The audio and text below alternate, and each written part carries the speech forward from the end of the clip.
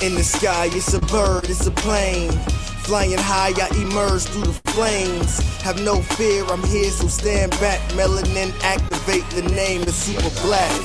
In the sky, it's a bird, it's a plane. Flying high, I emerge through the flames. Have no fear, I'm here, so stand back. Melanin, activate, the name is super black.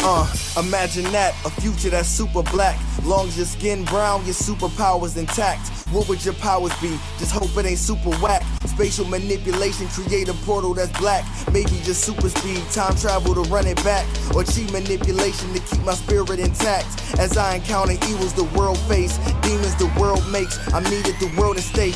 Rest in peace to Chadwick, they killed all the Black Panthers. Told us white lies, I still marvel at black answers. Suits in DC, pray it lead to a civil war. It ain't no Justice League, what's the need to be civil for? Propelled like the juggernaut, it's clear ain't no stopping this. The world in grave danger, who can stop the apocalypse? They killed all the heroes, the new ones don't really care. But if you need me, put your fist up in the air.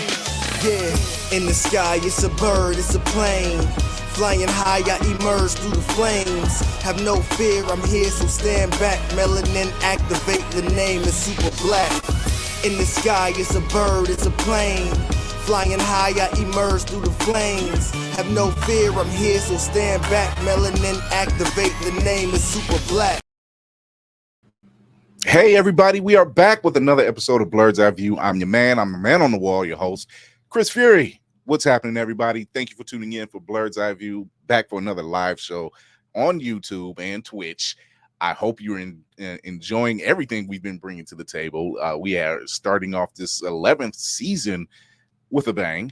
I hope you are enjoying everything that you've done, but you can show your support by going to the YouTube page and giving us a subscribe and hitting that notification bell as well. You can check us out with Otaku Noir, the #1 blurred blind box mystery company out there. You want to get some of that action, use Blurred's Eye View for that free shipping code when you get to check out.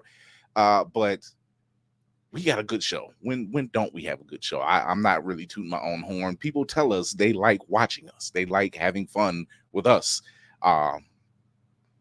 We are the black barbecue you go to after the Montgomery minking. I'm just saying. So, without further ado, let's get this party going. Lady Mandalore was in the building. What's going on? It's not our normal thing, but good Lord, if that wasn't the best Monday ever. It's Monday.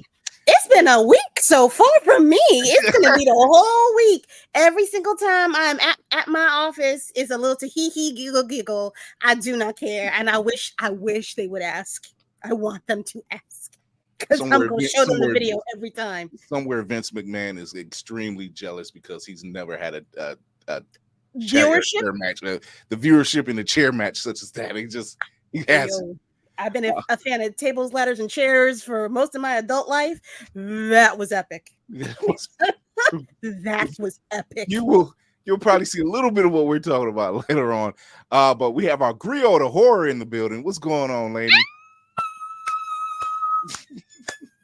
She's coming in with the elbows ready. She muted? Yeah, she muted. There she is. All right. She's muted. She's muted. You're muted. She's still muted. I love you. I love you too. It just brought back DX memories, man. It was DX memories. It just brought DX memories, man. The theme song was, oh my God. I was waiting for Stone Cold to drive up in a Zamboni. I really was. Okay. I'm like, what is going on? Oh my God. We got the ship's engine builder out in this joint. What's going on? The Black Spartan is in the building. Hey, he's muted. It's not me. It's not me. It wasn't. I joined Laney. I felt bad. So I figured I'd join Laney. Whatever. Although I keep hearing try that in a small town, I keep on responding with bet. Say less. I'll pull a Kevin Hart. I'm gonna lead it with this disclaimer. Blurred's Eye View doesn't condone violence. However, we are always for the smoke. There's a difference. We are always for equality. There it is. I'm from Fallstock. Y'all can equally catch this ass whooping like anybody else in the goddamn yard. There you go. And I'm not that person, but I was that person on Sunday. I was told don't start none. Won't be none. Exactly. So, but I like to fight. You want to start something, I can finish it. That's all it is. I do like to fight. It's the folding chairs are up, and we want the smoke.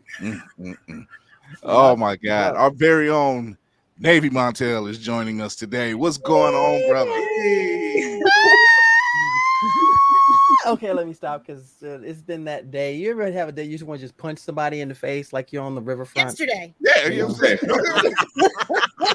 Yesterday. We saw the symbol. We call it Fadesgiving. It's called Fadesgiving. Well, you know what? Since I'm all out of fades, I'm all out of hair. So guess what? I'm passing knuckles like quarters. Let's go. We got a special guest with us tonight. The founder of Icarus Metro Comics, Calvin Chambers, is here joining us. Hey. What's going on, brother? What's going on, everybody? We're gonna be talking about your project, your Kickstarter. You were at DreamCon, correct? I was at DreamCon and BlurCon.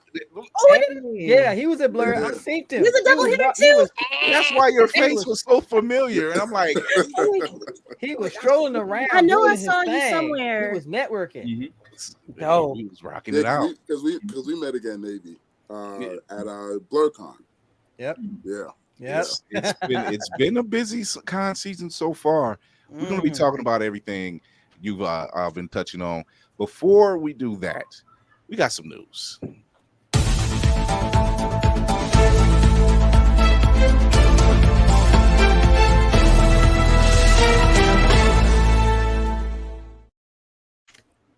So what? We're almost 100 days in for the writers and the actors strike, correct? Almost 100 days.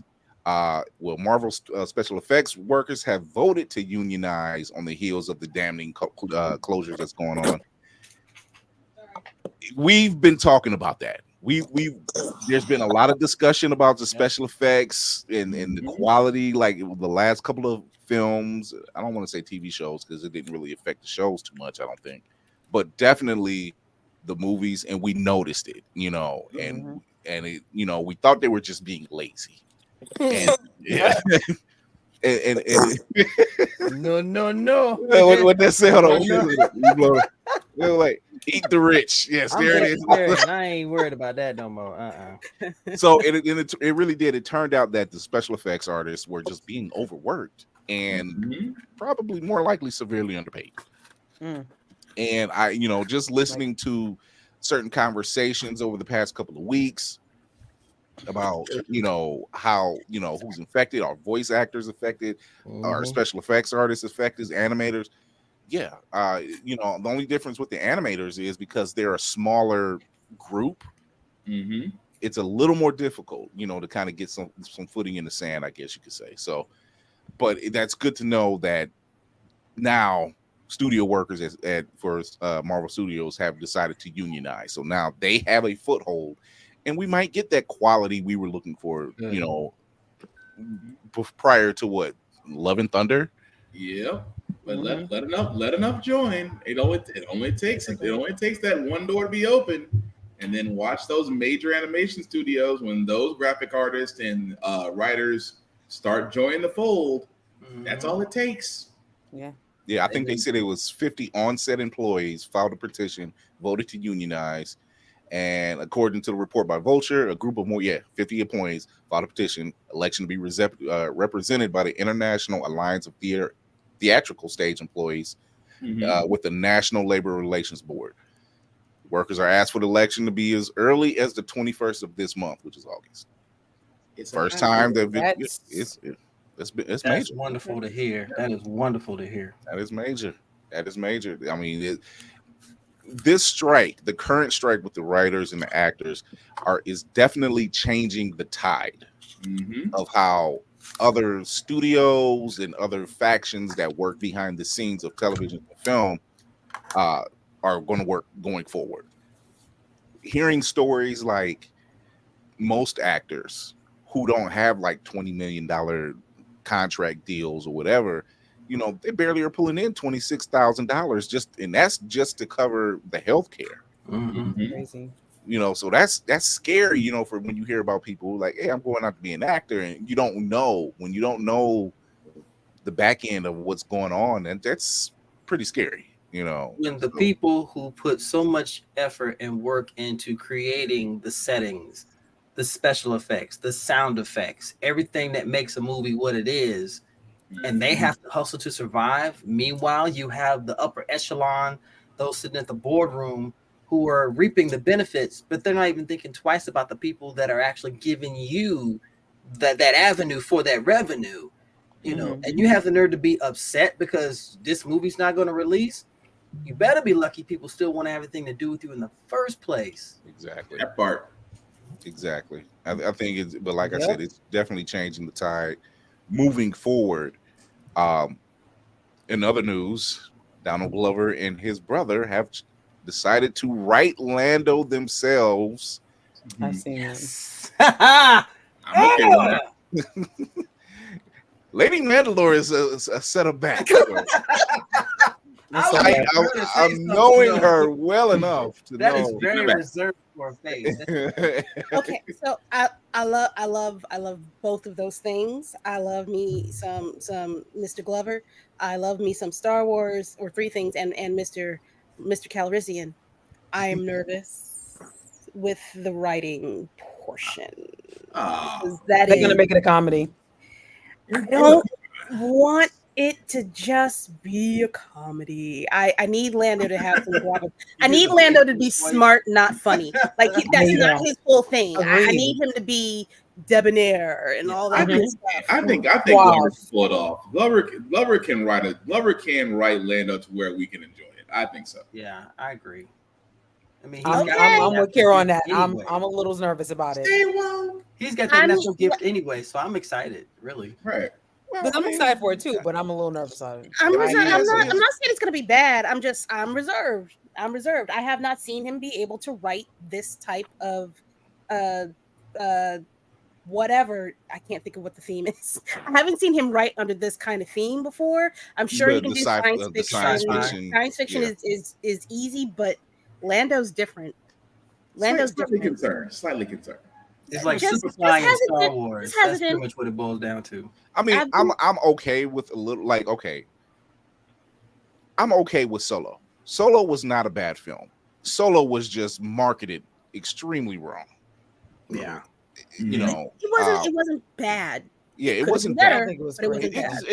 I agree. It's not bad. It could have been better. I don't think it was great. I would also say it was a little bit confusing. Like, even on my end, huge Star Wars fan, you know, episodes 1 to 6 and whatnot. But when I saw Darth Maul in it, I was a little confused because I didn't know that you had to watch the Clone Wars. Yeah. Rebels to understand Han Solo. Now, if they would have told me that, it would have been a little different outcome on my review of the movie.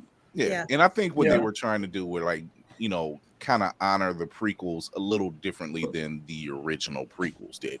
You know, with some of the reveals. And I mean, it wasn't, like I said, like Lady Mandalore said, it wasn't bad. It could have been better. It wasn't great.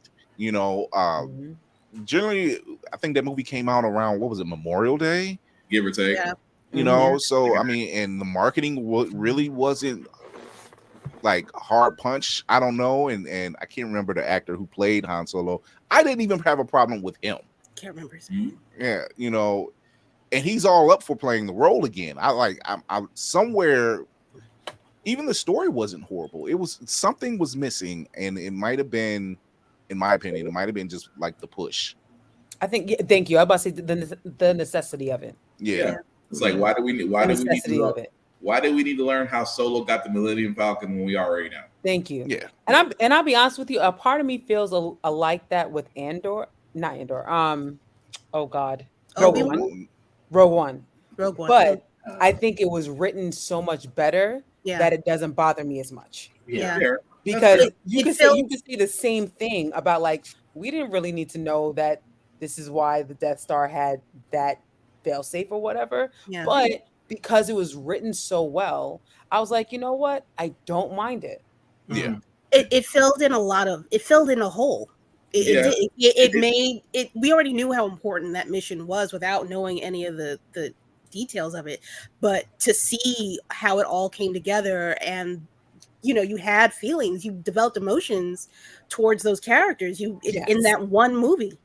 So it's a nice bookend. It's a nice bookend. Mm-hmm. It's a nice bookend to tell you, like, oh, and then obviously the Vader reveal. It was. So that was like the cherry on top. It was like, yo, I mean, God, that goes without saying, sir. It was just like, I'm like, oh, this is actually a nice story. I like how this is built up, and then you give me Vader, and it's like, Jesus Christ, I didn't know I needed that. You got that. You got that scene. That if anything alone, the opening of the Vader scene where it's just like everybody shook, and I forgot who the music composer was for Rogue One, but he got that scene all the way down. Who is it? It's Vader, and just literally, it's a John Wick moment. Like, oh, yeah, it wasn't John Wick moment. It's Baba Yaga. It was just like Baba Yaga. It's a Baba Yaga moment. Miss Marvel. Oh, before we go to that, there was a scene that it was a clip, not a clip. It was a screenshot of Princess Amidala. When they were showing like C-3PO, like when he was in his raw form. There's a scene that they actually cut out that, C-3PO was saying he felt nude. He felt naked, and she was, deciding to help him out, and hence the gold plating and everything else. Yeah. But there was another tone to it, and it was saying it was like her and Anakin built had a child together that went on to, without their knowledge, really protect their children later on in life. Mm-hmm. I'm like, when you look at it like that, you're just like, yeah, this is cool. Annie built you, the princess helped, only for you to go back and watch over their daughter, and then watch over their son, and then later on watch over the both of them. It's actually kind of touchy. It is. Although R2D2 could have saved us like 3 movies and would have been like, bruh. R2D2 could have saved us a lot of time and just stopped Luke like, look. I'm not staying in the car. I'm not staying in the car. Last time I stayed in the car. Shit. Like, before you go train with Yoka in the Dagobah system, hear me out. Like, so did they tell you about your daddy? No. Man, look here. I got the supposedly they were white, so he doesn't remember that. But I'm really curious if they did get he was the greatest keeper of secrets in the movie. What would R2's voice sound like if he were human? I'm really curious. Black. He would sound black. He would be. He would sound black. Blackest dude outside of Orlando. That's the blackest Jennifer. Hold up. He would. He the mom and blackish. The mom and blackish. He's the mom. Jennifer. I can't remember the last name. We knew when he cussed people out in Star Wars. You could tell because it was almost like, did you just say what I think you just? He caught people on fire in the prequels. I'm like, oh, he would have been in Montgomery on the dock, right? He was been knocking them down. That's all. Hashtag droids, no F. Anyway. So yeah, he would have been down there on the docks along with Aquaman and Aquaman. Lord mercy. Oh God, Blacks in America. That man Aqualad, because he was so smooth about how he swam over there. That was straight up. He was picking out people in the water. He got there mad fast. Yeah. He got there fast, and he power bombed somebody. Yeah, he rock bottomed him. That's what he did. He rock bottomed somebody. I'm like, the energy to swim, get on the dock. Get yourself, lose the shoe because you probably had a clog on, and lose rage the shoe. And adrenaline will make you do things that you didn't think you could possibly do. Okay, yeah. Man from Atlantis, y'all remember that movie? That's all he's been doing. Oh my God, that was a joy to have. Shout out to Miss Marvel, to the team at Miss Marvel. They were honored with the 2023 TCA Award, which is the Television Critics Association Award. They announced the win on the company website, is the winner of the 23 award in the category of Outstanding Achievement in Family Programming. Yeah. I agree. Yes. I agree. That's awesome. The fact that it got the flack that it did, and we know why, because let's face it, there was nothing other than them changing her from being an inhuman to a mutant, which apparently they wanted her to be a mutant from her actual inception anyway. Exactly. You know, I couldn't get behind Miss Marvel because of them people. Right. You know, they couldn't say it, but let's be honest. We knew what it was. We knew what it was. So that was a good note to see and hear from them. Congratulations to that team. Iman Vellani she's adorable. She's just freaking adorable. Watching her on the red carpets and watching her talk about this, like we talk about comics and stuff. It was just to know when she's like, "Oh no, that's from Earth." I'm like, this she gets it. Right one. You know, Kevin Feige's got a sigh like, I know. Just go with me on this one.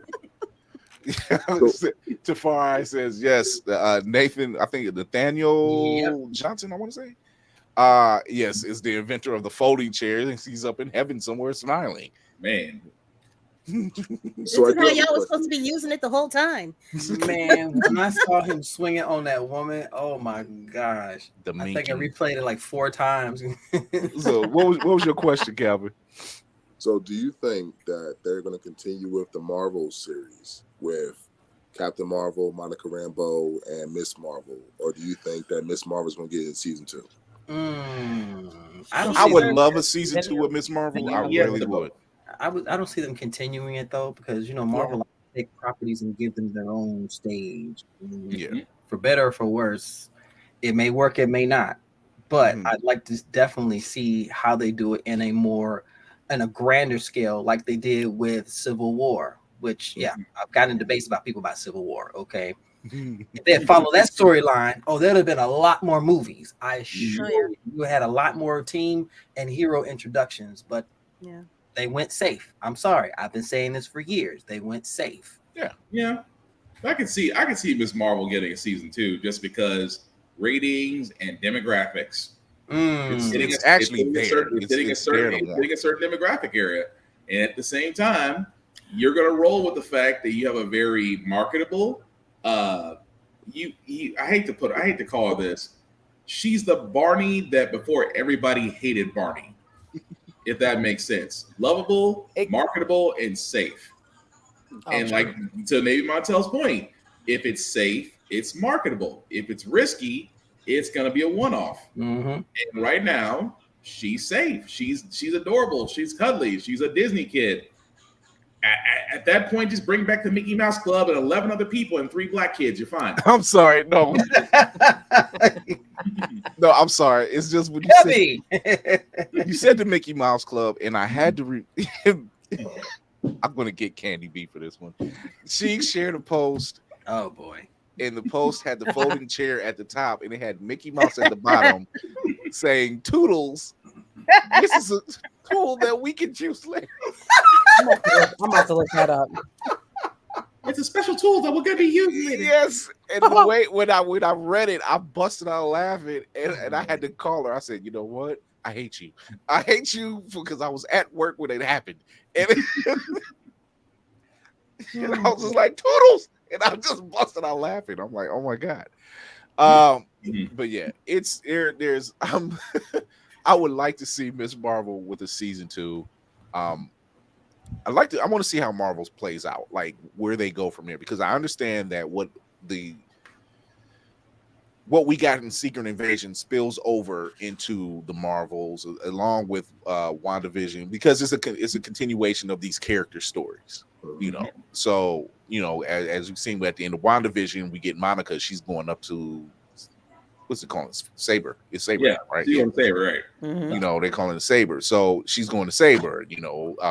Ms. Marvel, you've seen what happened at the end of her show when Carol shows up in her place. So it's a continuation of those storylines. I would love for Ms. Marvel to get a season 2. honestly, it was just, it's one of those shows that I was never disappointed with one episode. It was fun just watching her geek out and plan and just think on her feet and just kind of be in the moment. It was just one of those things you just like to be in the moment of watching this character play. So it also gives them a little bit more of a foothold in the Asian market too. Because nobody's talking about that part of the world or has ever made it a central part of a storyline. Yeah, they actually put some historical facts in there. Yes, Yeah, you know, and that was cool. Yeah, and I'm like, I like that. Cool. And never I never knew. I never knew. Where's Tony Baker when you need him? I never knew. Patrick. That's why I wish he covered that, because I was needing a Kirkpatrick on that video. Oh, it's coming. I'm sure it's coming. I'm sure it's coming. So we're going to take a quick little break. We're going to come back with our guest, Calvin. From Icarus Metro Comics, we're going to talk about his characters, his Kickstarter, him showing up at BlurredCon and DreamCon, his experiences, all of that, you know. But we got a message from one of our sponsors. I think. Let's find out. Hey, DJ, that is not the anthem from my active branch of military. Play the right track.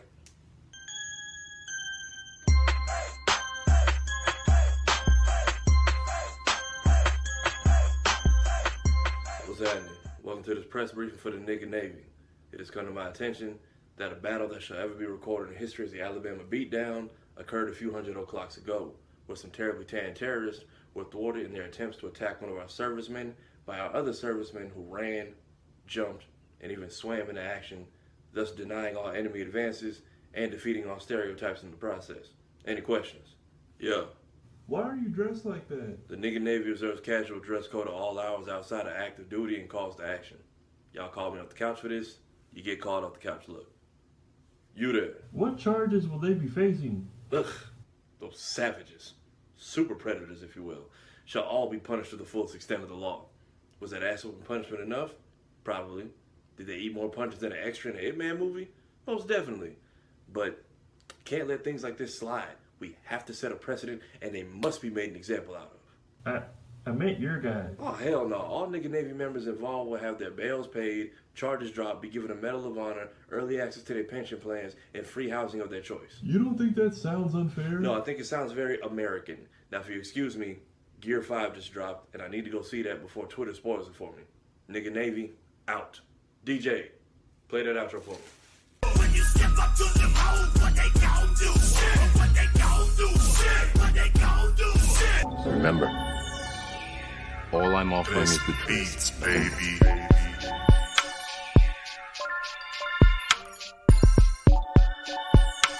And here we go.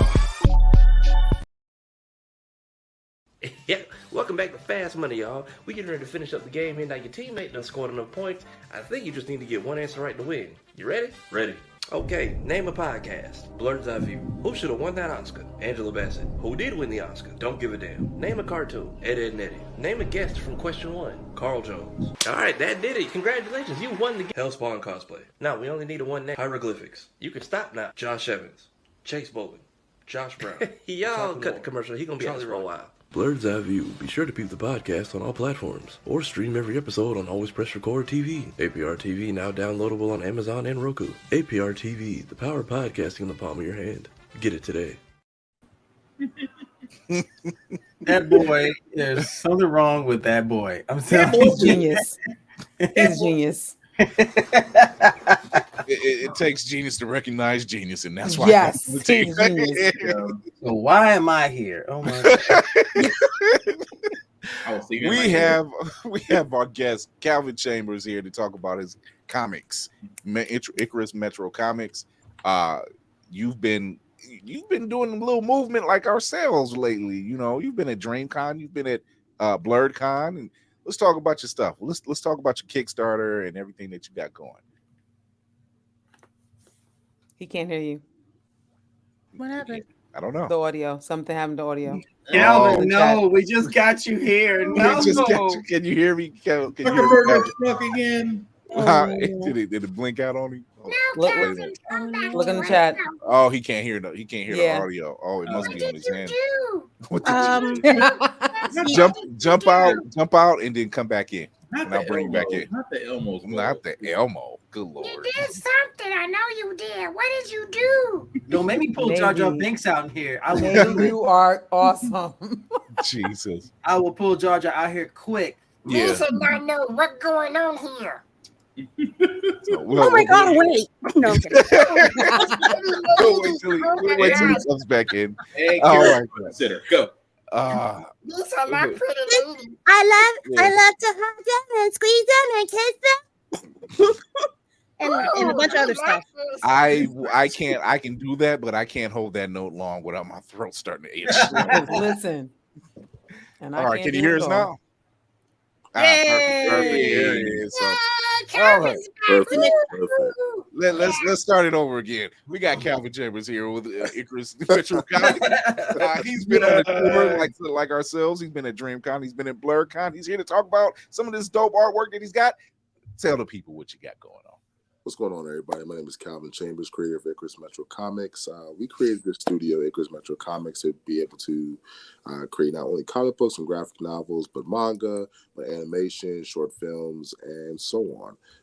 My goal as a writer and my goal as the manager of this production team is to basically create different stories for people to just be enlightened by.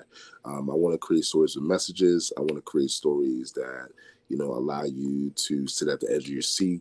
I want to create sci-fi, cyberpunk, paranormal, and a lot of just action. I grew up watching Dragon Ball Z. I grew up watching, Naruto. I grew up watching Justice League, Batman animated series, Batman Beyond, and a lot of those stories just inspired me. So when I found out that someone like me can create my own stories, I took a jump at it, and I wanted to create long-lasting stories that will be read and enjoyed years after I'm gone.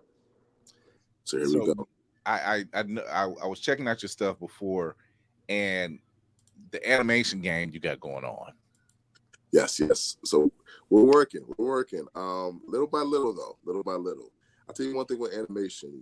I really have a lot of respect for the people who's doing animation, not only in the US with like the animated 3D, but just, the 2D people who are like really putting that time in, because animation, even getting an animation going is very difficult, and it does take a long time to get done.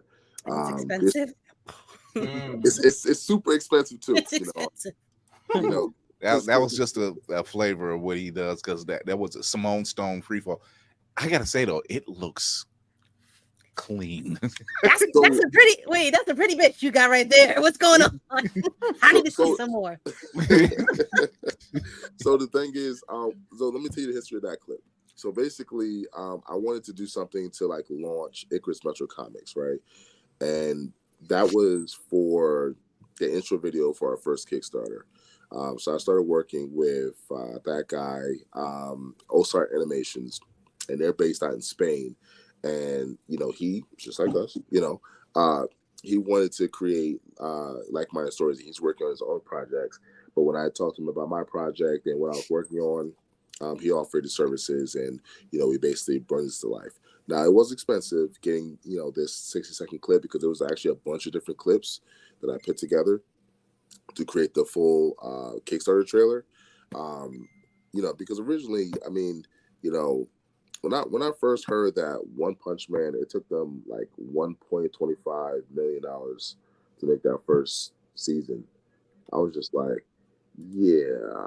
I don't have $25 million. I was like, yeah, that's but I do feel like if you network with the right people, if you show people your vision, and if you just have patience, you put the time in little by little, you can definitely do anything you put your mind to. And it's crazy because, I've been to BlurCon, I've been to DreamCon, I've been to Boston Comics in Color, I've been to Great Philadelphia Comic Con, New York Comic Con, just a whole bunch of different cons across the East Coast. But I didn't really think that I was ready to do like the animation yet. And I guess now that I'm seeing everybody doing their thing, I see people put out small projects. And so I told myself, I was like, you know what? This DreamCon, this past DreamCon, I was like, you know what, by next year, I'm going to have a little pilot, or at least a little short, so people can just.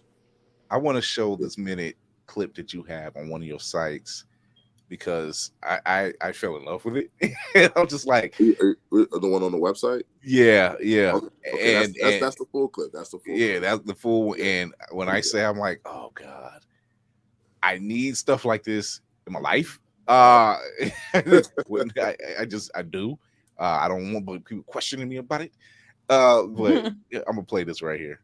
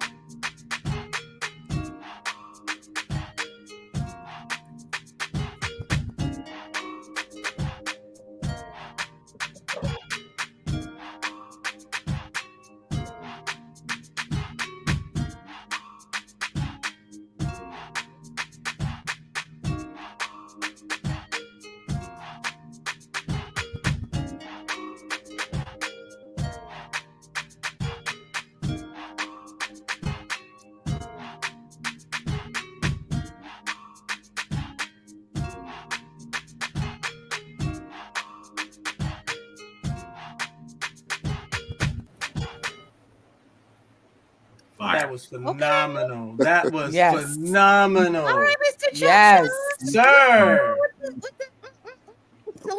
That's what's up. The dance moves were giving me Samurai Champloo vibes all day long. It was giving me Jujutsu Kaisen at the end. That too. At the outro, Jujutsu Kaisen. I'm like, yo. Yeah. So my thing is, so those are the characters from my flagship title, Icarus Metro. It's so funny. I mean, I really appreciate that. You guys have got me stunned over here. Look at you smile. I love it. You cheese it hard, bro. This is what we do. This is what we do. We provide this platform for people like ourselves, POC creatives, because when they have dope work, they need to be seen. They need to have it shown. They need to be supported. Because we don't have the type of stories that we want. We're starting to get there. Yeah, we're definitely getting there. We're getting those stories that we want to see. We're getting these fresh perspectives, these fresh new characters. It's not under the thumb of other companies. It's ours. People like yourself, people like Carl Jones and Love Jones, people 9B Collective. They're out here putting work in, and people don't know, like, well, who are these and where do they come from? Where do they come from? And like, we want more of that. We want Ace Blade. We want Wingless. We want Concrete Comedy. We want these people to succeed, and show these dope ass gifts that they have. So we appreciate seeing stuff like this. When that animation clip, and that's like 1:08, and I'm just like, not only do I want to watch the animation, I want a soundtrack. Yes. So it's funny. My friend who was actually helping me with my booth at BlurredCon, he actually did the music for it. So we, me and him used to do music. So that was like the start of my writing career. And we used to produce beats together, and that was one of the beats that he made for that animation clip. Nice. Look at networking. Look at y'all make a way. Yeah, so, little by little. Hey. So I want to ask you, okay, before we get more into your characters and stuff, how was your experience at BlurredCon, and then how was your experience at DreamCon? Okay, so BlurredCon this year, I had a different experience than I had last year. Last year, I went to BlurredCon. I was on a panel for fantasy authors, and it was a good experience. I was only there for Sunday. It was just like a one-day thing, but it was definitely worthwhile. I got to see what BlurredCon had to offer. Because I heard one, it was hard to get into BlurCon, and then two, it was more. It was actually my first con that was like all black. So it was good seeing everybody there. I think Orlando Jones was the special guest there that year. And then this year I got to BlurCon as a vendor, and I mean it was beautiful. I mean, I sold out on a couple books, which was great. Got to meet a lot of new people, meet a lot of new faces, network a lot. Saw a lot of similar faces of people that I've seen at different conventions. And I'm gonna be honest, it was like a college reunion. I saw a lot of people from college. Not me, I went to HBCU, I went to Hampton University. Yes, sir. 757. Let's go. I'm saying, so 804 Virginia Union. Yeah, what's up? What's up? So I had to represent, and a lot of people came out to support, and it was definitely just a beautiful thing, So BlurCon definitely gonna try to come back next year. DreamCon, year 2 at DreamCon too. So went to DreamCon last year as a vendor, amazing. Like again, sold out a couple books this year. Didn't sell out, but we sold a lot. Let's just say that, because we actually came there this year with some streetwear. Because I wanted to, this year I wanted to do something a little different. I wanted to evolve a little bit, because not only do I have ideas for books, but I also have ideas for clothing. I want people to look good while reading. Multifaceted. Exactly, and I also want people to be able to feel okay, feel accepted, walking around wearing pop culture clothing. I know streetwear is the quote unquote in right now. But let's just say for me, maybe 10, 15 years ago, it wasn't.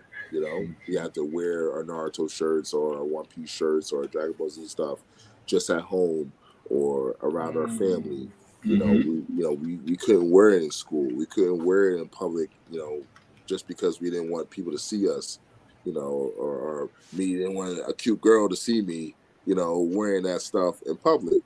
But now it's more accepting, and now it's different. And I want, but there are still people who are fearful. I have little cousins who, have that side to them, but they're not open with, expressing that because of fear of what other people may think, because they just don't know.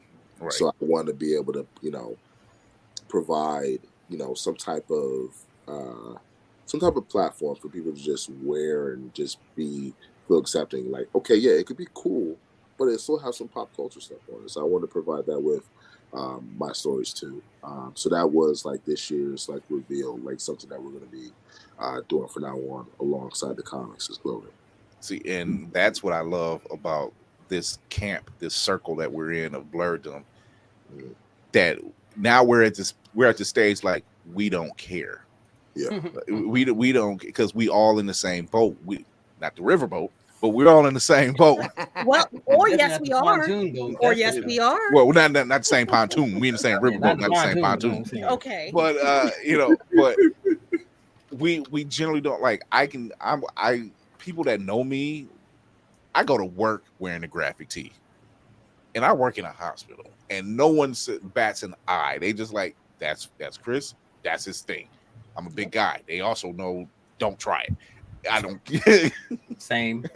Don't try it. And so this is an everyday thing for me. I love what I love. And I dare you to tell me otherwise. I've had people say, well, comics is this, and I would, the first thing I pull out my holster, X-Men. Analogy for racism, analogy for bigotry, and also I'm like, you thought I was just reading comics just to be reading comics. No, it's my big explorations. Yeah, so that's the and to shut people down. I'm like, oh no, this is a different type of dude. Yes, and I'm not the only one. So to have these people and to have this next generation, the generation before us to some degree, accept who they are. Shout out to people like Hellspawn Cosplay for Blurred and Powerful. Fly that flag. Use this platform to talk about what you love and dare somebody to say otherwise. We are legion. You know, so at best, Resistance is futile. resistance is definitely futile. So let's talk about. So let's talk about some of the characters you have for Icarus Metro. Some of the ones we've obviously seen in that animation. But how did it come about? Okay, so the girl that you had saw flying, Simone Stone, she was actually co-created by me and my little sister. So my sister, she's actually made in her image.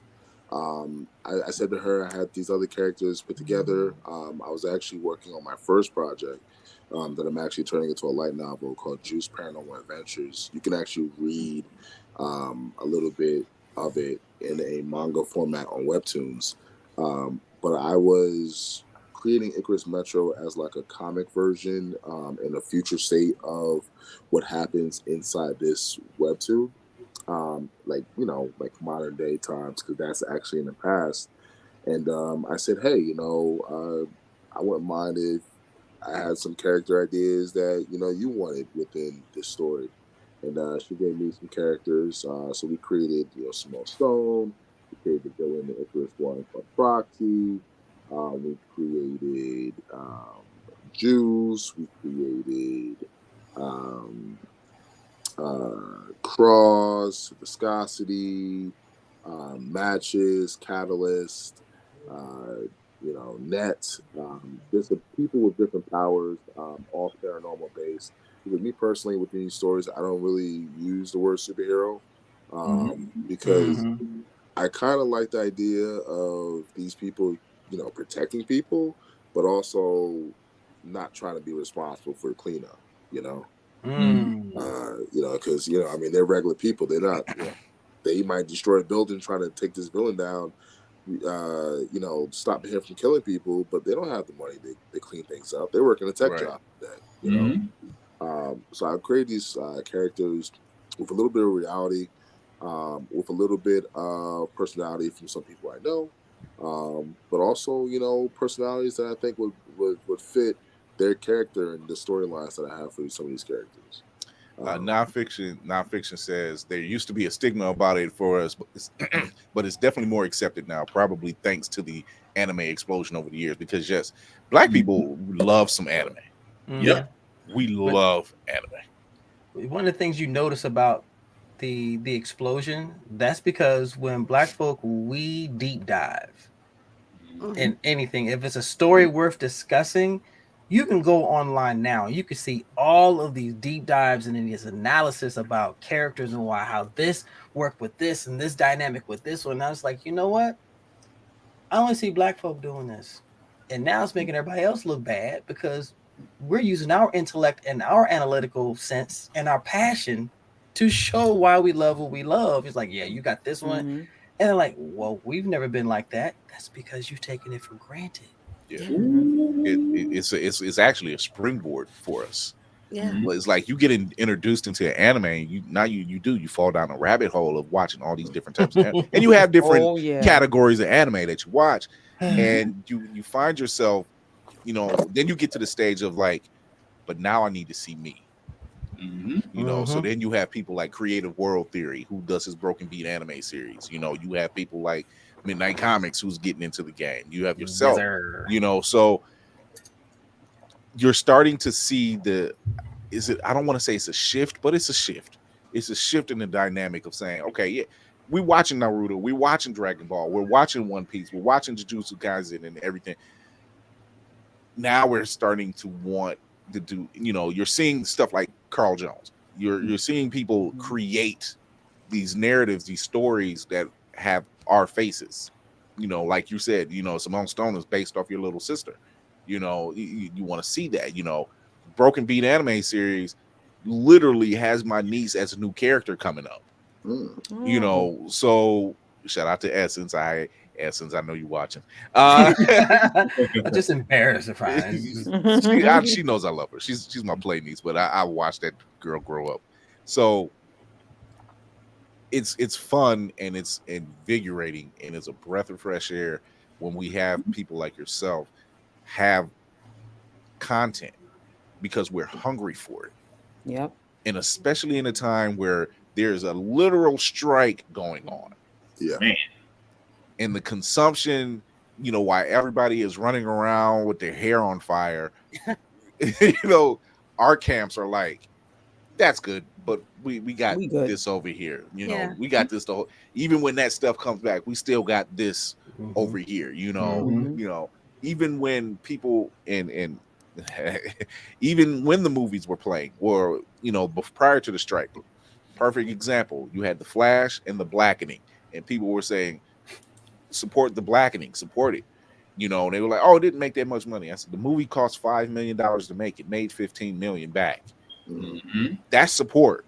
Yeah. You know, and for a movie of its caliber, that's damn good. It's a horror comedy. Yeah. That doesn't make buck.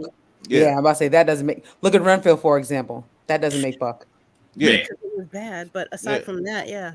So, you know, I actually liked it, but yeah, it has funny moments. I like it. It's all right. It's all right. It's not the Blackening though. That's what. It's definitely not the Blackening. Never. It's definitely not the Blackening. Never. Oh my god. Yeah. So seeing stuff like that, Nonfiction says, my goodness, he watched so many different types of anime now. I was the same way. My first one was Fist of the North Star. My first anime was Fist of the North Star. Oh wow! Come on now. Sci-fi was my gateway getting into it. That one weekend out of the entire year where you could just stay in front of your TV and watch every OVA known to man: Princess Mononoke, Fist of the North Star, Castle Cagliostro, Spirited Away. Come on, Castle Cagliostro. Wow! I have mine on loop. I got the DVD in my Xbox now, and I know the dialogue from beginning to end. That's my comfort one. Oh man, I forgot about that one. What about World's Strongest? That's yes, World's Strongest, sir. Look, I was up late nights watching Lupin the Third, just watching Lupin the Third. I've heard of that at least. I'll say some of these I haven't even heard of, but I've heard about that one. Right there, that whole crew: Jigen, Fujiko, Goemon, even Zenigata's crazy ass. I'm just, come on now. It's just, but see, that's the thing. We didn't know. We just liked what we liked, you know, and so but it opened this whole new world. Like, even my son, he's 30 now, and he's like, I remember him being 11 years old. Dad, I want to stay up and watch Yu Yu Hakusho. I'm like, kid, you got to go to school in the morning. Don't tell your mother.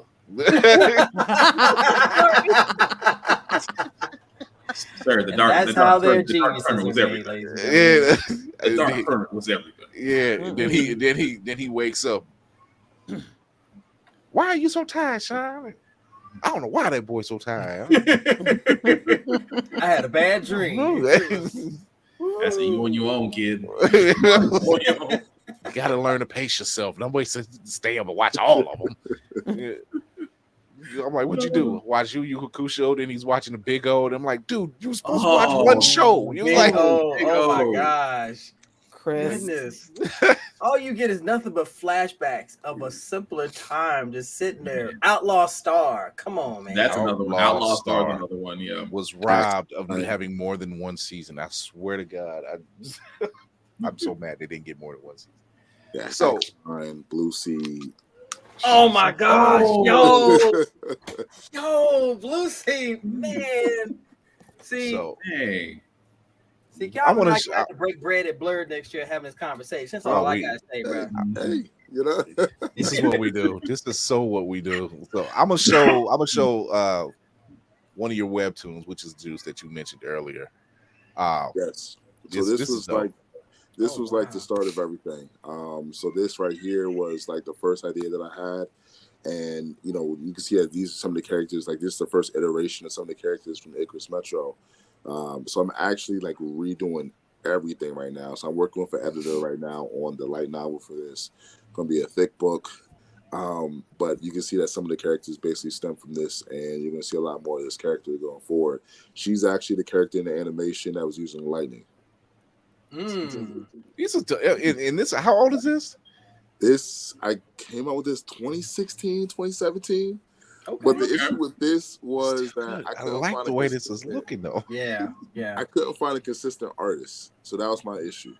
That's always kind of the thing. That was the issue. That was definitely that's always kind of the thing is finding the artistry, whether it's in manga form or animation form. Is you find your tribe. Water finds its way is what it is, and that's what I can enjoy about this genre. Like it's much like Blurred. There's room at the table for everybody. Yeah. And it's the same when it comes to animation. It's like, look, you'd be surprised. Like, and this was year 2 for me for BlurredCon, but I'd always followed everybody, and going there and realizing that, I'm home. Like, yep, I'm home. Like, I was a step away looking at my wife. I said, we need to move to the DMV area, like right now. Let's go. And I was just that close. She was like, why? I'm like, I can't really explain that, but seeing people like yourself putting out content like this, and it's readily available. You know what I mean? And they're I'm not gonna lie to you. The stories that we're getting from yourself and Carl Jones and Ace Blade and Wingless and Concrete and God, it's a gob other Veil, Terminus Veil. They're better than what we get in the mainstream. Man, they're just better. I literally just read an article about they're over in Marvel. They're doing another restart, and I'm like, stop restarting characters that I like reading about. I don't want you to restart. After you do 20 issues, you're like, all right, we're doing a fresh new take. Why? You're only 20 issues in. You know what's crazy about that? I mean, I just saw something about they're doing some type of werewolf howling commandos type of story. See, that's why I've never I used to read like the actual novel X-Men books. Right? And I used to read Nightwing, I read Guardians of the Galaxy, and I read Batman, but that was about it. In terms of like the comic landscape, I was just a straight manga reader. Like, I just read every single manga. I used to go to the library, pick up 20 books, read them all in like 2 hours, drop them off 2 days later, pick up another 20 books, and just keep going with the manga. Because I just couldn't find a good point to jump in for the comics. They were always restarting, different timelines, different universes. Like, where do you start? Yeah, where do you start? Like I never did. I gotta read because of that. Do I gotta read 50 versions of Spider-Man, Justice League or Spider-Man to understand Iron Man and Blue Beetle? Like, what I have to do? So, right. Yeah. And I, during the 90s, that was a hard pill to swallow. That implosion was real. It was real. Like, I mean, Spider-Man did have like 7 freaking titles at one point. 7. X-Men was somewhere around 5 or 6, and then the Infinity Gauntlet popped up, and that was a whole nother issue. So just seeing that type of I get what you're saying. We're trying to find that jump on point. Like, where do I get in at? And then, like, if you're starting something from number 1, is it really number 1 when you're just continuing a story? Right. Over at DC, I think, was it Action Comics? They're high in numbers. Like, I don't even think they restarted yet in Action Comics. They just like, we're like 1,015. Yeah, they're still going. Still going. And it was like, I would rather you do that and just have, like, all right, we're telling a new story arc. Here's a new writer, but this is like issue 900. Yeah, like it's okay to tell a new stories. You can make your character have growth and show them with a new personality because of the previous arc. Like, just do that. You don't have to show 18 different arcs or 18 side stories that mean nothing to whatever you consider to be the main story. I'm annoyed. Like, as a reader, I love to read comics. I can't tell you the last time I bought an X-Men, well, except for recently because it's been good. X-Men is good. X-Men's bought one. But before this arc in the last 2 or 3 months, I don't got that kind of space, room, or bandwidth in my head. Yeah. Even if I was in high school, I'm who for who? They don't plan the way they used to. They've adapted the manga style of filler. Yeah. They said they pretty much said they didn't let their story, they didn't let their arc run the length of the actual production. So what they have done, they give you filler. They give them enough time to pass. It's not filler if you have 6 different iterations of the same character. That's not filler. I don't know what to call that. But that's giving them time to come up with the next story. I hate that. I would rather get a full story, and then if you get a break just to catch up, I get a break. There's other things I could read. But but the way they look at it, because we are in that time of, if you don't keep the reader's constant attention, they're gonna go somewhere else. So that's why you get different stories that just make no sense. But you do. But that is when you feed your other comics. That's when you feed your other characters. Okay, Superman is taking a break. Let's go over to Harley. Y'all like Harley? Here, we got this. Okay, all right. Harley needs to take a break. Let's go into Batman. All right. Spider-Man is sick. He's down and out. He's another clone or some shit. Now let's go over to Superman or something. Completely and utterly logical, but they won't do it. Yeah. What you speak, Kira, is complete logical sense. It would save them so much money. The writers wouldn't have burnout. You wouldn't have to worry about putting out bullshit. I'm in like Marvel. I have the divorce papers signed. All I have to do is get them delivered to you. I am ready to call it quits. I'm not gonna lie to you. If it wasn't for them still, I'm not gonna lie to you. If it still wasn't for them doing Black Panther comics, I would just go straight graphic novels. I would go straight graphic novels. It's actually interesting y'all say that. He about to pull it out. Oh damn! He about to pull it out. Even the lady on the tapestry is giving the side eye. What the heck? She giving you a side eye. Big time over there. I just went to the store the other day, and I just saw that they just put out this new Black Panther. Yep. And I was just like, okay, let me see what this is about. Yeah, I didn't read it yet. Yeah. Let me get another Captain Marvel. See, Magneto. Yeah. I'm not gonna lie to you. Wait, you got some powerhouses. You got some powerhouses on deck. I'm telling you now. I was interested. You know what I mean? Because it's like, I'm a student at heart. You know what I mean? If I'm creating comics, I gotta know what else is out there. Mm-hmm. I gotta know what else. Now, I'm not saying that they're competition, because I'm not competing with anybody. I'm doing it for the love of myself. Mm-hmm. But I also got to see what type of stories are being put out there. Because I don't want to go out there and put a story out there that's similar to what Marvel's putting out, or similar to what another person's putting out. Because then we go through the cycle of the same stories, the same literature over and over again. What can I do that is different? I've been creating stories since I was little, and it's crazy because I'm a tech guy, and I just haven't been using that aspect of creativity that I was blessed with as a kid. But ever since I just started writing, I was just like, hey, let me sit here, let me think, let me figure out, okay, what needs aren't met for certain demographics while out there. That's why I love, when I went to BlurCon, it's funny because, I had 3 titles. I had the first pre-release of my Kickstarter that's coming out August 14th called Ani Hunter. I had Icarus Metro 1 and 2. And some people asked, these are cool, but do you have any love stories? Do you have any stories about elves? Do you have any? Oh yeah, that's a big thing. The Fae. The Fae is major. Yeah, I was like, I don't, but maybe I could do some incorporation later on. Maybe I could think of something. So let's hope that goes down the pipeline. But it does.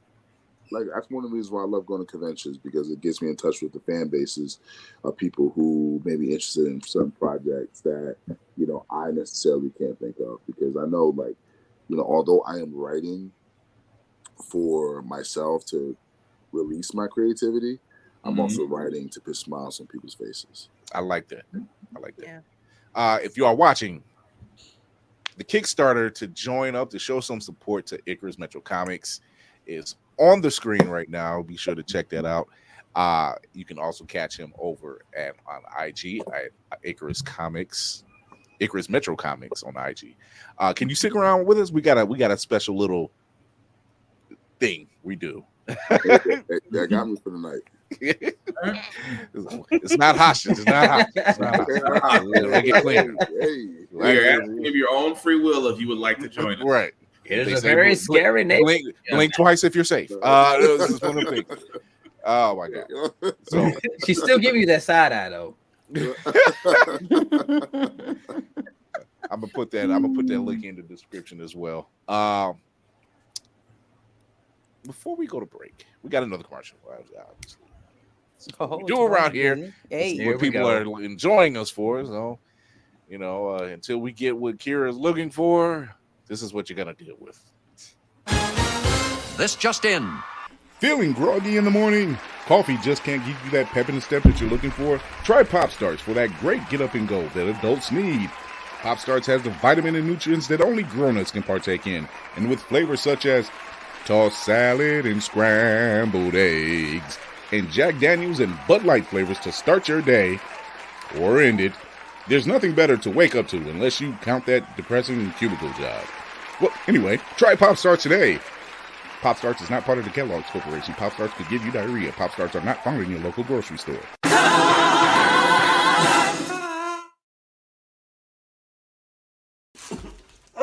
I was eating.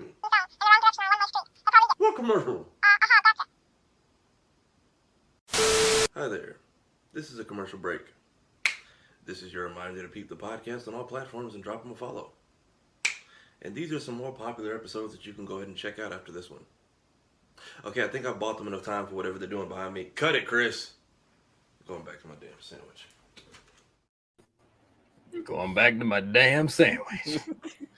Tafari keeps us working. So he had to pop out for a second. So we have been seeing a lot of villains been brought to the live screen, right? Some good, some bad. Some we could have done without, right? So between DC and Marvel, we have several villains that I'm gonna list off. Tell me if you think, and if you have a person in mind of who they could play. We're playing a little different here. As far as he said, the connect at cons is overlooked. It truly is. The connections at cons is crucial. Very crucial. Instead, folks are upset they didn't get to do a meet and greet.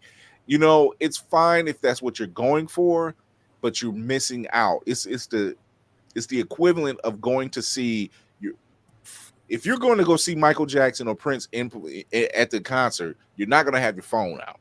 Pretty much. You're there in the moment. Like you don't want to just be recording yourself. No, you're in the moment. There's a reason why Dave Chappelle and Kevin Hart make sure y'all lock y'all's phones up. Y'all supposed to be there enjoying the moment.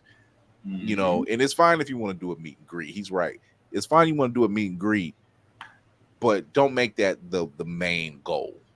You miss because you miss everything. So much more. Or you get rained on like at that Beyonce concert. Yeah.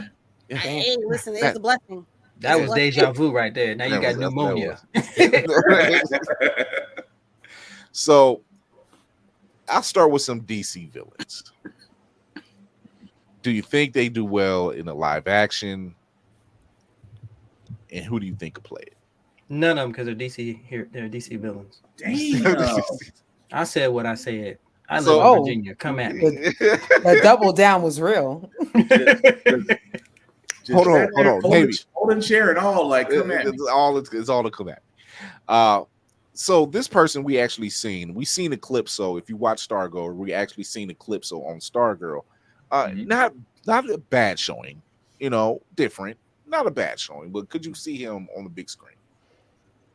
if they do him correctly, I mean, literally coming from the comics with the mythos of Eclipso, because everybody that Eclipso touched, those stories were fire because they had a conflict within them. Yeah, it's like being on the inside, seeing something happening, but you can't control it. But everybody see, oh yeah, you're perfectly fine. If you did not see, if you ever get a chance to read any of the Eclipso stories, I tell you that would be an amazing villain. Honestly, yes. Him and Starro. What do you think? What do you think, Calvin? So I didn't see Stargirl. Okay, that's fine. You're not alone. You know, you ain't missed much. Trust me. The thing is, man, I used to love, like, my favorite show. One of my favorite shows, Arrow. Okay. Right? Love the whole Arrowverse and stuff like that. But I got fed up after DC Legends of Tomorrow got canceled. I got extremely fed up. Like the one show that actually made you giggle. Yeah, got man, rid of it. It was hilarious. Donald Faison got introduced at the last episode. I was so mad. I was like, I'll take him as Booster Gold, of course. Exactly. I was so invested. I got a picture on my wall with me with the whole cast of Arrow at Heroes and Villains Fan Fest. Like, I was so invested within the whole series. In college, I used to just be like, I used to eat my dinners like 20 minutes. I gotta go back. Right? I gotta see Flash. I gotta see Legends. I gotta see Supergirl. You know what I'm saying? I gotta see all those shows, and then they just get canceled. I'm like, yo, these could have lasted forever, and it could have been the standard for DC TV because, I mean, we're still going with Superman and Lois. You know, ain't nothing wrong with Superman and Lois. Come on, you know. I mean, it really isn't. It really isn't. It's a pretty solid show, actually. Exactly. So how is Superman and Lois such good quality, but the quality sunk for Supergirl? You know what I mean? Why did you cancel Legends when people are still watching it? You know what I mean? Now I do want to talk about, like, CW marketing because because I go on rants about this because, like, I feel like everybody just didn't watch it, but then just waited for it to go on Netflix. And the same thing with All American. Like, we didn't watch it on CW. We waited until it came on Netflix. You know, and Netflix, love y'all. You know what I'm saying? Y'all do create some good content. You know what I mean? You did kick me off from password sharing. You know, bastard. But I do feel like you dropped the ball with, like, because, you know, they focus on original content right now. You could have easily just said, hey, DC, we want to partner with you and pick up these shows because people are still watching them. You know what I mean? They're doing good. We want to pick up All American. We want to pick up Legends. We want to pick up this and do some type of partnership. Because, I mean, you know, DC by itself, they're killing the animation game. Harley Quinn. That's hands down. I just started and I finished it within like 2 weeks. Like, amazing. I mean, you had a lot of jaw dropping moments for watching that show. Jaw dropping, laughing moments, just chuckling. I'm like, I need more. Give me like, you know, give me. I mean, nothing beats watching Bruce Wayne have broken legs and still try to be Batman. You know, this man's DJing in Blackgate. Like, like, what is this show? You know what I mean? So that's cool. Yeah. Who do you think could play Eclipso if you?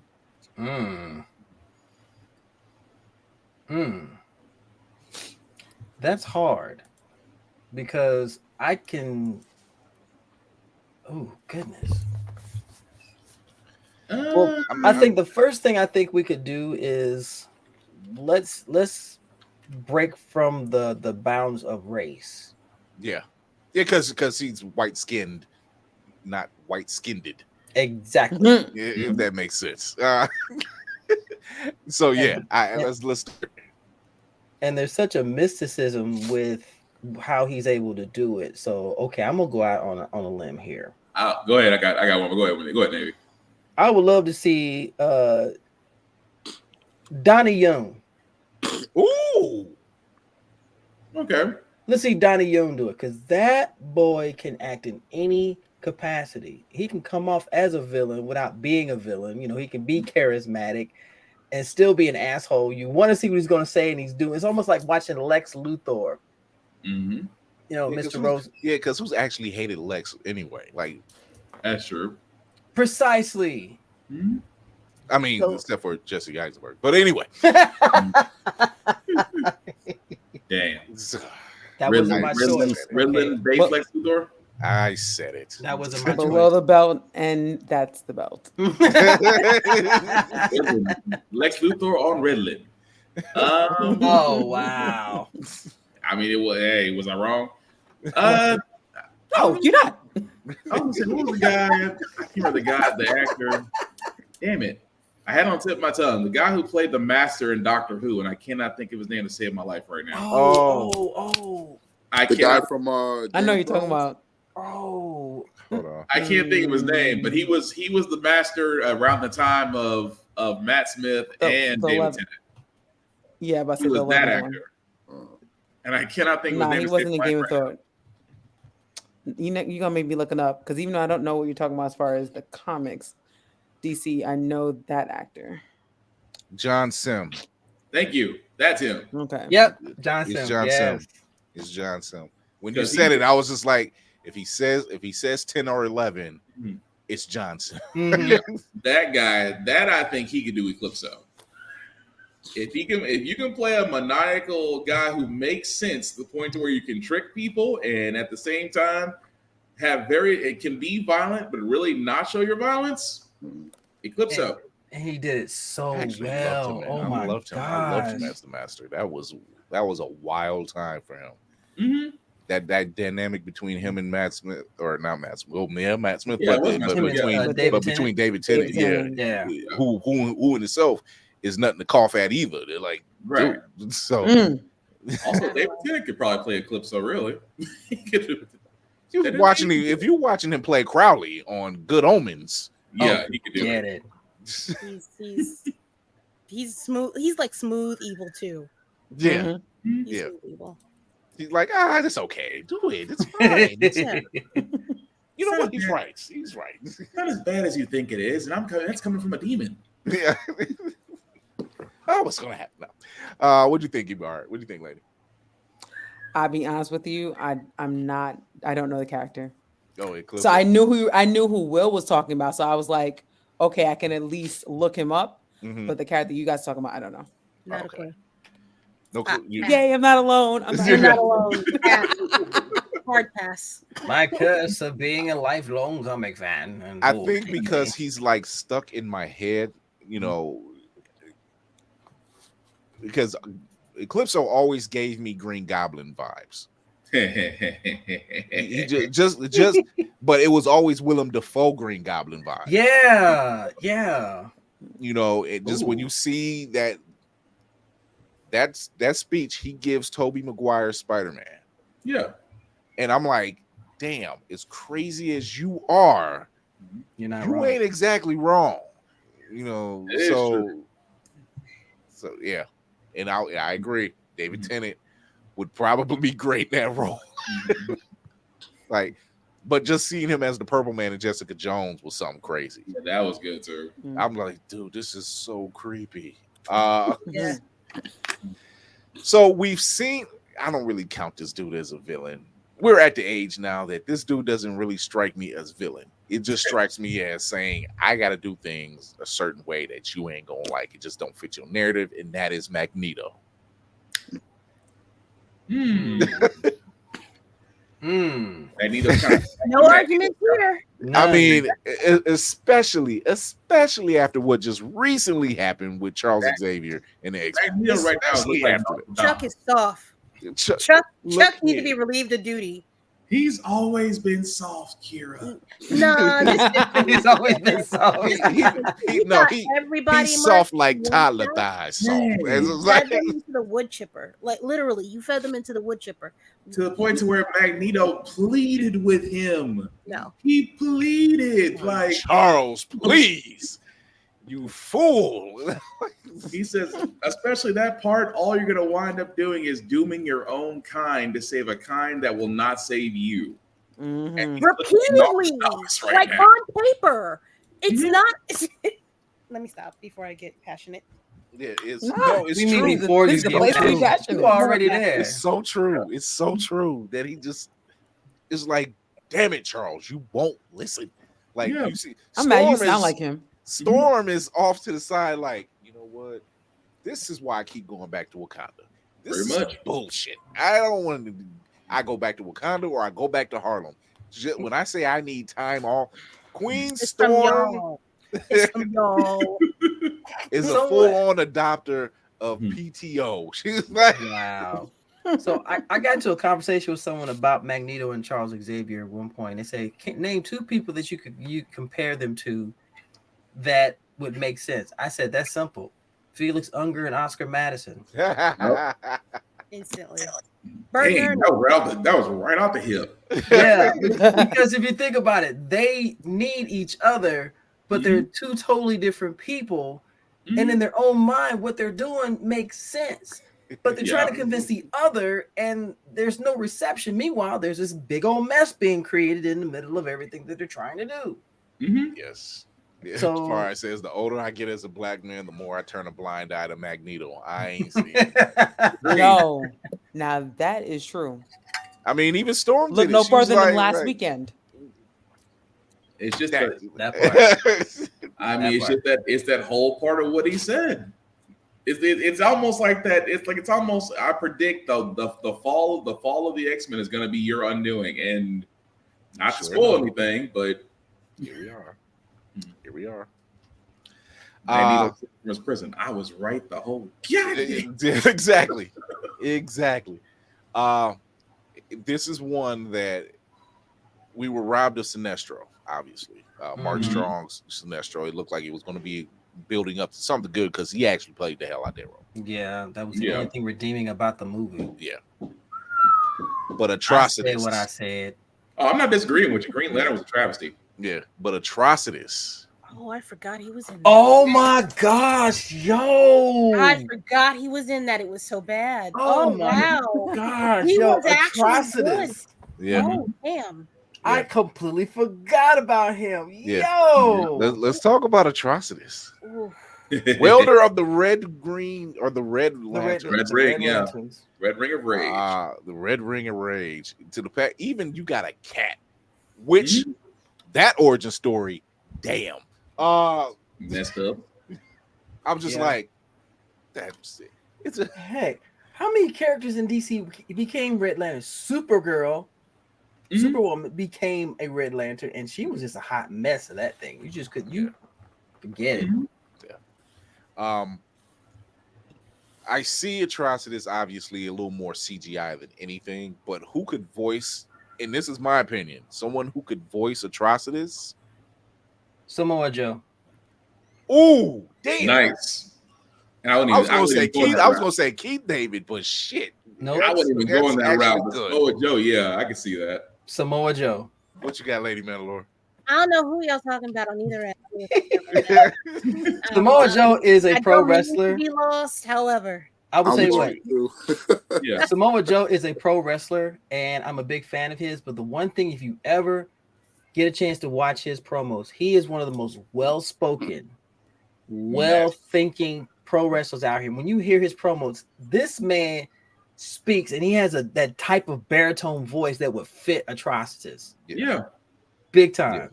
He's playing Sweet Tooth in the right now. Metal. Yeah, and Twisted Metal. He's Sweet Tooth. That's that I can that now that you say I was gonna say Keith David, but now that you say that. Vomiting, burning blood, wow. Yeah. Yeah. They don't eat. Or Ron Perlman. Damn. Okay. Yeah. A more solemn talking Atrocious. I can see that. Yeah. Yeah. I can see that. So I just heard vomiting and burning, and all I could hear like gravel.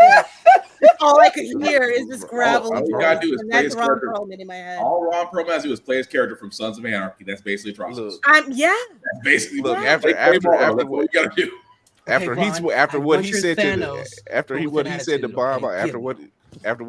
Bob Iger, and I'm like, dude, I don't think this is the guy you want to mess with right here. Points to Ron immediately. There's other ways. There's other ways, Bob. There's other ways. There's other ways. So I'm like, dude, that's crazy. Hey, Bob, what's your favorite fruit? Apple. Okay, So there's so much talk about this character, and I liked his look from the Chris Evans Fantastic Four, but that was it, and that's Dr. Doom. It was actually the closest they had gotten to modernizing it, and his faceplate, the way he looked. Yeah. It was a little too. I was missing an accent. He was a little too smooth because Julian McMahon is who played him. Yeah. And I was like, all I kept seeing was Nip Tuck. That's all I kept saying. I'm like, you just took Nip Tuck and you put it over here. Yeah, and absolutely. Yeah, Julian McMahon was that man has just done a lot. He was on Charmed and he's done Nip Tuck. Yes. Yeah. You know, so I'm like, you got the look where you can play the vain part of it, but I need the accent. I need the anger. I think he could have pulled that off if they didn't restrict him in how he could do it. I felt like the whole production, they were just staying so campy. Yeah, so narrow-minded. I think, and even though Tim Story does do some great stuff, but it's just it's better than that other one we got. We don't talk about that one. And I'll watch the Chris Evans version. Yeah, I'll watch the Chris Evans version. You don't want to. Yeah, you're not missing anything. Yeah. I'll watch the Chris Evans version all day long because it's the relationship between Storm and Ben, hilarious. Spot. That's on. like in the comics. Spot on. But you had the right person for the Thing. You had Michael Chiklis as the Thing, and that was perfect. Yeah, like you had the elements. All those elements were there. It was so, and it was fine. The first one was fine. That second one, you still had those elements, but you really dropped them. We were accepting, I guess you could say, until you drop that ball. You drop that ball on the Galactus wrong, and I'm like, you son of a bitch! God damn it. You know. So, who do you think could play Dr. Doom now? Giancarlo Esposito. I mean, you can put him in anything, dude. We heard a wave from over there. Kira spoke about 2 rooms over. What'd you say, Kira? If I hear something flush, I'm gonna laugh my ass. Lord, I'm a lady. She's a lady. I am a lady. You're also a Mandalore. Don't get that. Don't do that. I mean, I don't give a shit, but still. Precisely. Well, okay. If not Giancarlo Esposito, Mads Mikkelsen. Ooh, Mads okay. Yes. That's it. Yeah. That's a good choice. End of discussion. Yes. Yeah. Easy. Yes. Every time he pops up, I find it very hard to believe. I'm like, I doubt you're the good guy. It's impossible. That's a fact. That's a fact. I don't think I've ever seen it. Like it's hard to. Rogue One, sort of. Yeah, it was just like you see in Rogue One, you've seen the error of your ways. That's what it was. But other than that, you're just like, dude, you were working with the Empire, man. He does have the look. He does have the accent, and he's got the right height. And he's definitely got the acting chops too. His flexibility with characterization is spot on. Yeah. And he's a nerd. I found out he's a nerd. He's actually a nerd. Yeah, he is. He's a huge. He's a huge nerd. What was you gonna say, Calvin? I want to say Adam Driver. Okay. See, I was thinking about him for Magneto. The only way I could take him for Doom before any. I mean, Matt Mikkelsen is like my top choice. Yeah, because I want to see Doom being played for a while. You know what I mean? Yeah. He's someone that can, have that role playing Doom.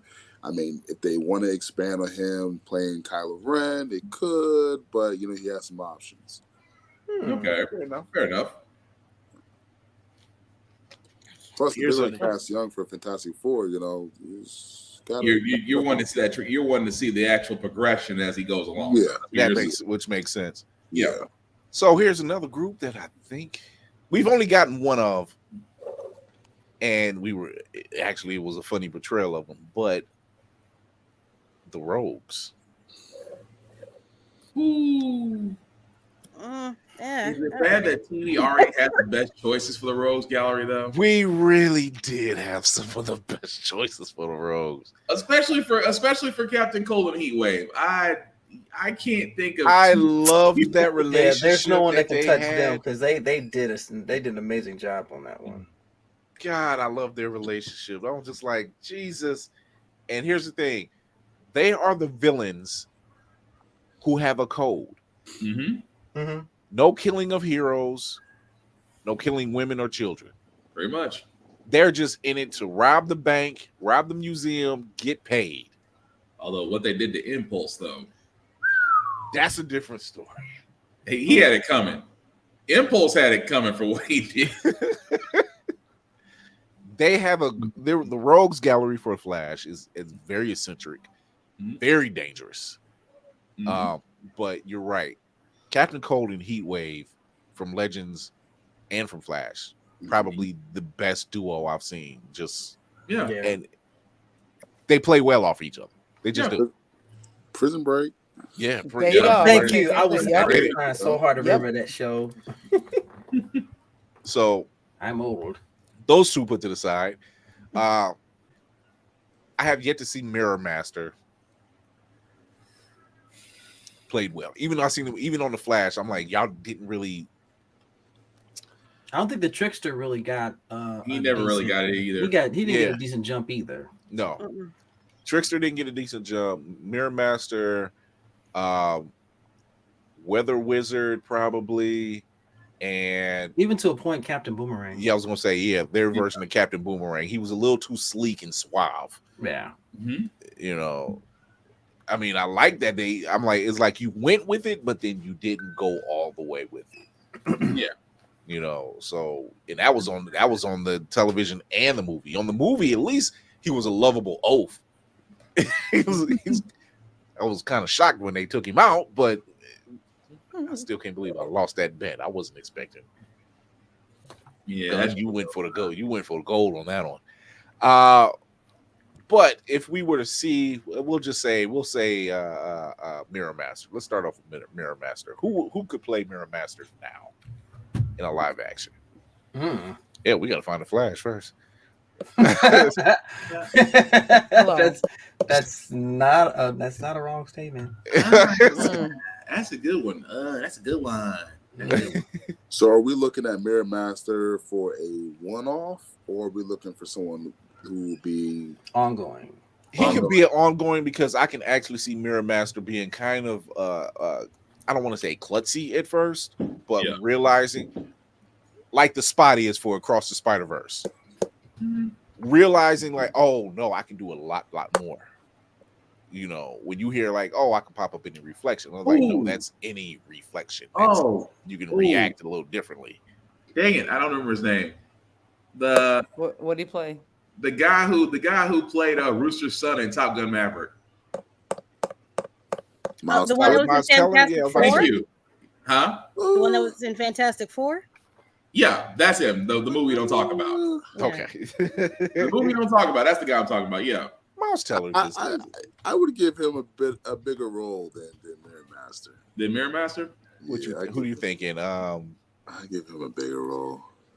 Miles Teller, I'll give him like a Weather Wizard, maybe? No. I'll give him like a bigger role. Trickster would be somebody that's comical, but at the same time he's psychotic.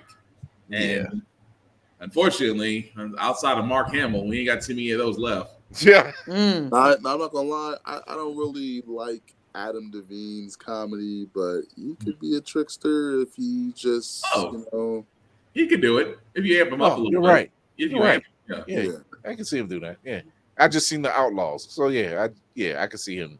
Yeah, the gemstones, the righteous gemstones, the righteous gemstones. Jesus. So back in Marvel, we have Annihilus. Let me pull that up real quick. That's the X-Men villain. No, he's more He's of a Fantastic Four villain. Yeah, Fantastic Four than anything else. I call him the man with the Tylenol on his chest. Yeah, he can.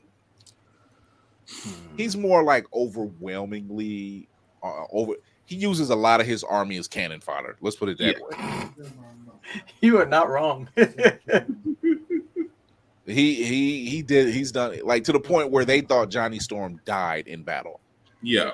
He's like, ever play them games and you like wave 1 and then you get wave 2 and then wave 3. He hits them in waves. It's like, oh no, that wasn't the army. It's more. It's more. And he keeps amping it up. I keep getting Littlefinger vibes every time I read his bio. Yes. I'm sorry. The guys, what's his name? Aidan Gillian. That's the guy who Littlefinger in Game of Thrones. Every time I read Annihilus, I'm like, this dude is just Littlefinger in the negative zone. It basically is. Damn negative zone. There's always a problem over there. Stay the hell out of there. Nothing good is coming out of the negative zone. It's the negative zone. It's what screams welcome.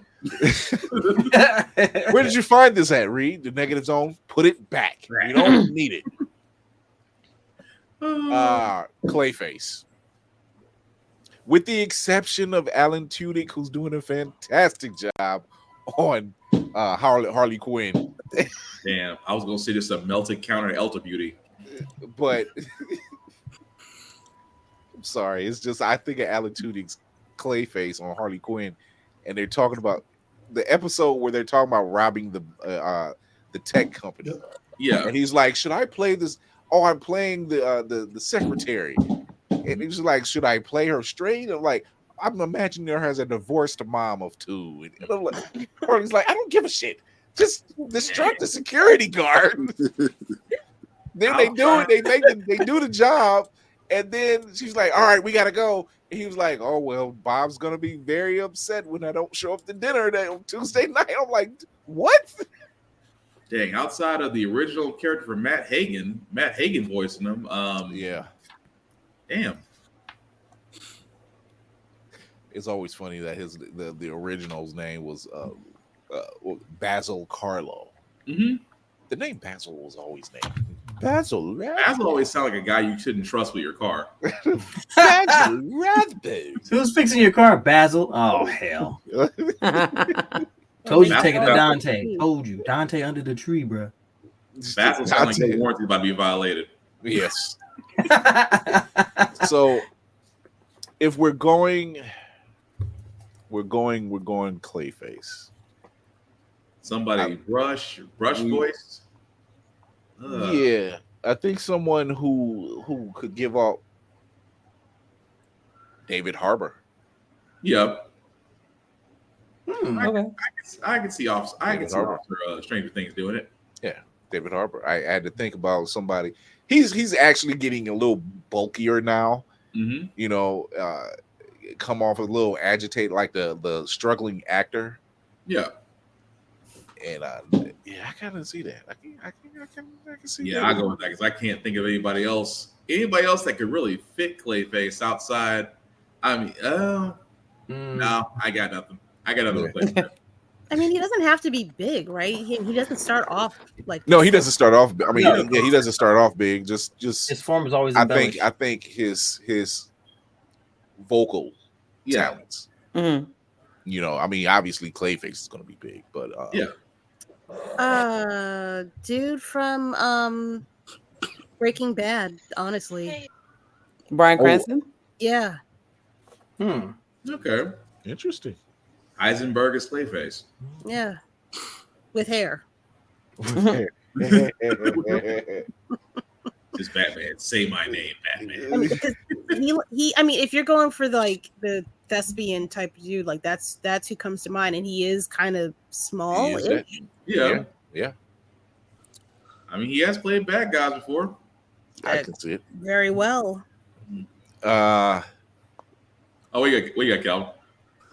All right. So my iPad is dying where I'm on with you guys. No. I will have to step out a little early. That's fine. He says it's so disappointing moment, man. That's fine. Yo, but I do before I do have some time. I do want to offer one of these actor choices, and I want your honest opinion because it's something I've been thinking about for a long time, and we've never seen it live action. But I think it's overdue. We almost got it once, but Christopher Nolan said, "Hey, I'm done with superhero movies." Who would you pick for Nightwing? Oh, you are a very evil man. Why would you say so controversial yet so brave? Damn. And that and good night, everybody. That's a good question. Well, before we let you go, everybody, the Kickstarter for Calvin's campaign for Icarus Metro Comics is in the chat, so you can go ahead and follow that up and check him out. It's on the YouTube page, it's on the Twitch channel, so you can see it. Have fun with that. You can also follow him, and I'm gonna go ahead and put your IG one up there as well. Pull that up. You can follow him over at IG. Give him some love. You better give him some love. You're listening to us. You're watching us, right? Right? Yeah, I hope so. I'm manifesting Calvin to come to San Diego Comic-Con. I want him to have a table at San Diego Comic-Con with all them great creators. So you can follow my man over at Icarus Metro Comics on IG, and you can check out the Kickstarter as well. Go show you love. Oni Hunter won a monster hunting origin story. Just the animation alone that we've seen here, and the music. Go show you. Go to those pages, man. Go ahead and go to those pages. One thing I've noticed about the Kickstarters, especially in the blurred circle, they tend to be successful. They really end up being successful because once again it's content we're looking for. It's content we want. The next step is get it out there to the people to see it. Yeah. That's the next step. So all right, Calvin, we want to let you go. We don't want your stuff to die out on us. No, I'm sorry. But hey, this door is always open for you, man. Always open. So I appreciate y'all. Thank y'all for having me on. We gotta play the ribs waiting for you at the door. So don't forget to grab them on the way out the door. Yeah, you don't gotta tell me twice. You don't have to be twice about that, man. Put them collards in that bowl for this boy, okay? Yeah. You don't like it touching this cornbread. It doesn't say. Hey, it's been a while since I had some good authentic cornbread. But I definitely appreciate y'all. It was good meeting everybody. Good, pin some names, some faces. And I've definitely seen some of y'all around. Yeah. But we get it. We're getting around. Let's put it there. We're getting around. I don't know what he's talking about. I have no idea. But it's been a pleasure, and I hope y'all have a blessed night. All right. You too, man. Right, you too, man. You too, Take man. it easy. See you later.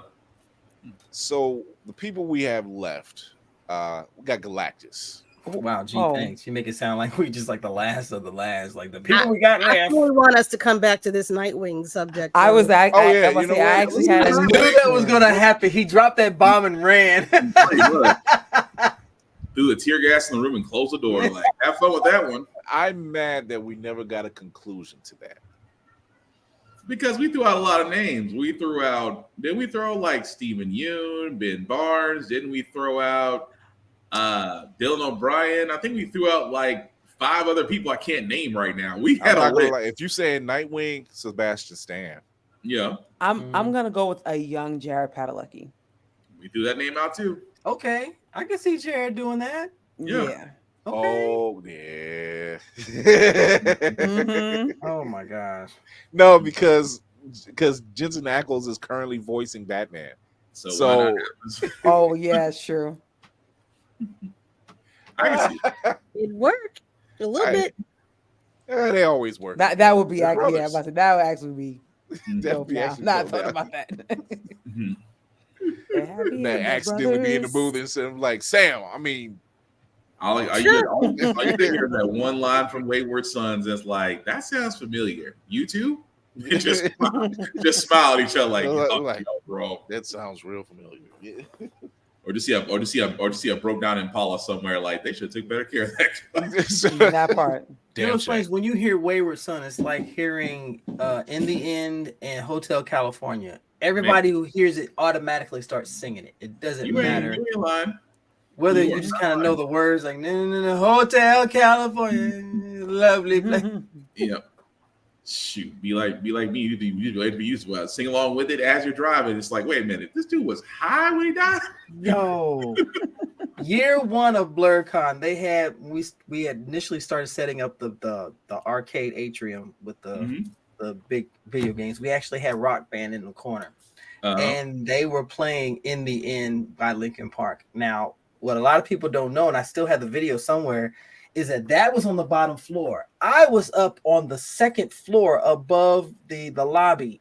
You could hear it all the way up to the top. Everybody was singing it. It was the most amazing thing ever. And I said, this is going to be fucking amazing, because that right there showed that everybody was on the same wavelength. Yeah. Oh, yeah. When you have that, anytime music you have will bring people together. I mean, when there a video of a guy in Central Park singing "Living on a Prayer" and everybody, yes, I started singing it. Yeah, I was like, if this is not a Guardians of the Galaxy moment, like if all I need is I don't need radio had to start playing all of a sudden because I don't feel like crying tonight. Jesus. Oh goodness. So I definitely started singing with that thing. Yeah, I think for the last two, we're gonna go. I'll say so Galactus is gonna be for Marvel. Obviously, voice. I can only think of one person. Morgan Freeman. Mr. Silver Throat himself. That's all I can see. Oh, Keith David. Between him and Morgan Freeman, I'm like, you want that three guys in a room is gonna give you the narration of a lifetime kind of feel to it. And Galactus has to have that feel. Yeah. Oh, he passed. Oh, damn. Yeah.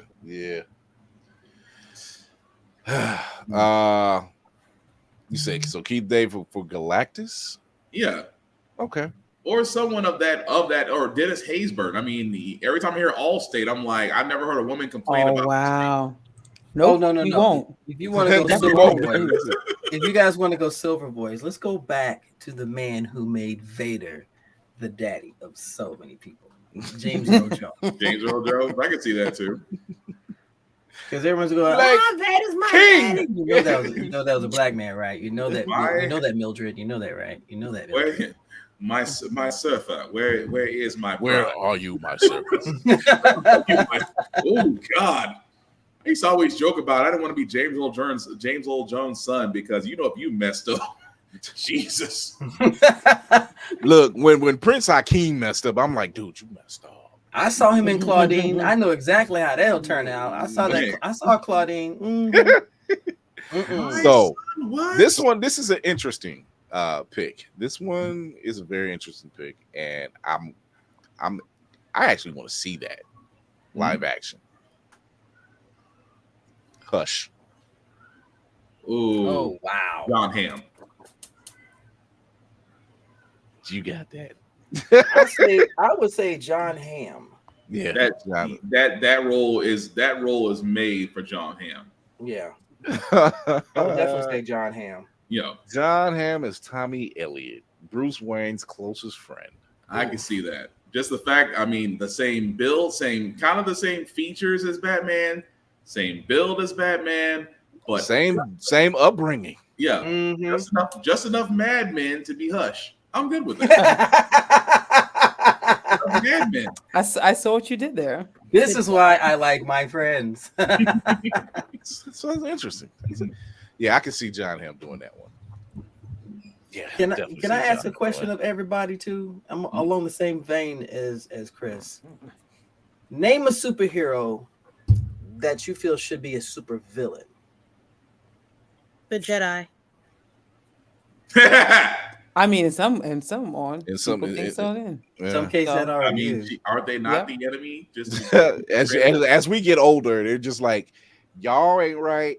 Y'all, we just gonna walk the gray line right here. in the Sith, we don't have a rule on relationships. Like, no, exactly. Like you can train me, but then turn around. I can't turn my back on you.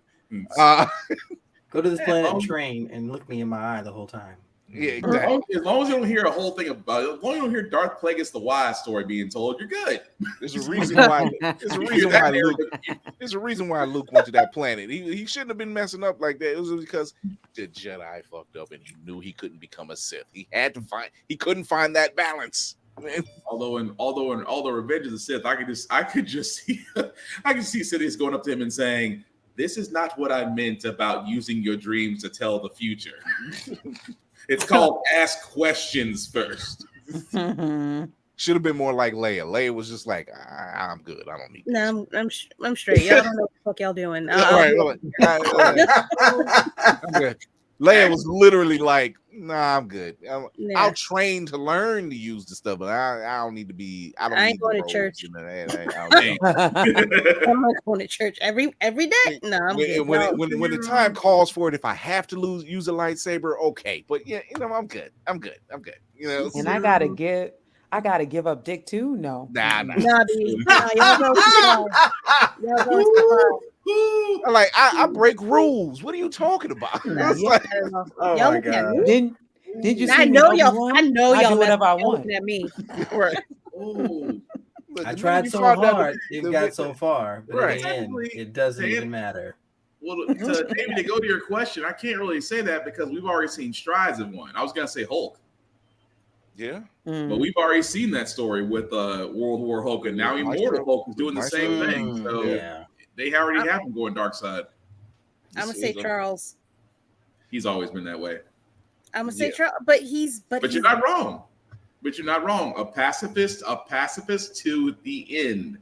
He will never raise a hand against humanity, except for that one what if story that I wish they continued. Oh wow, yeah. Where Charles was like F humanity and decided to basically impose his will upon the entire world. Yeah, that's when Magneto was like, that is not what I meant. I'm not mad at it. I need that to be Plutonian without Disney Plus.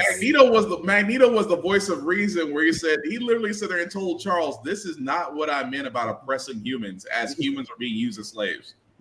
Magneto was the voice of reason. But Magneto's always been the voice of reason. Just went a little too far. Yeah.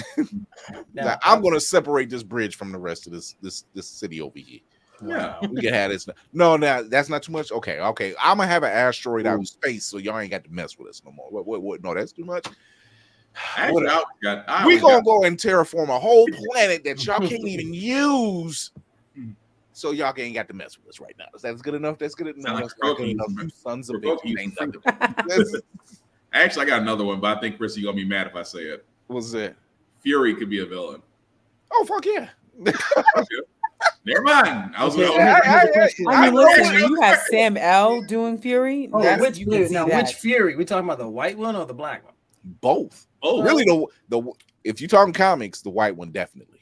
The white one, because basically where he is, he's literally in the Watchers Tower on the moon with his abilities. Only a select few know he's alive. Mm-hmm. Only a select few. Like everybody else thinks he's dead. Watcher just said, "I'm done." Watcher clocked out like he was off shift. Yeah. White Fury is definitely, he can be villain too. He's a spy. Mm-hmm. It's either him or Hank Pym. One of the two. Oh, definitely Hank Pym. Hank Pym could definitely be on a bad day. Yeah, on a bad day. Yeah, Hank.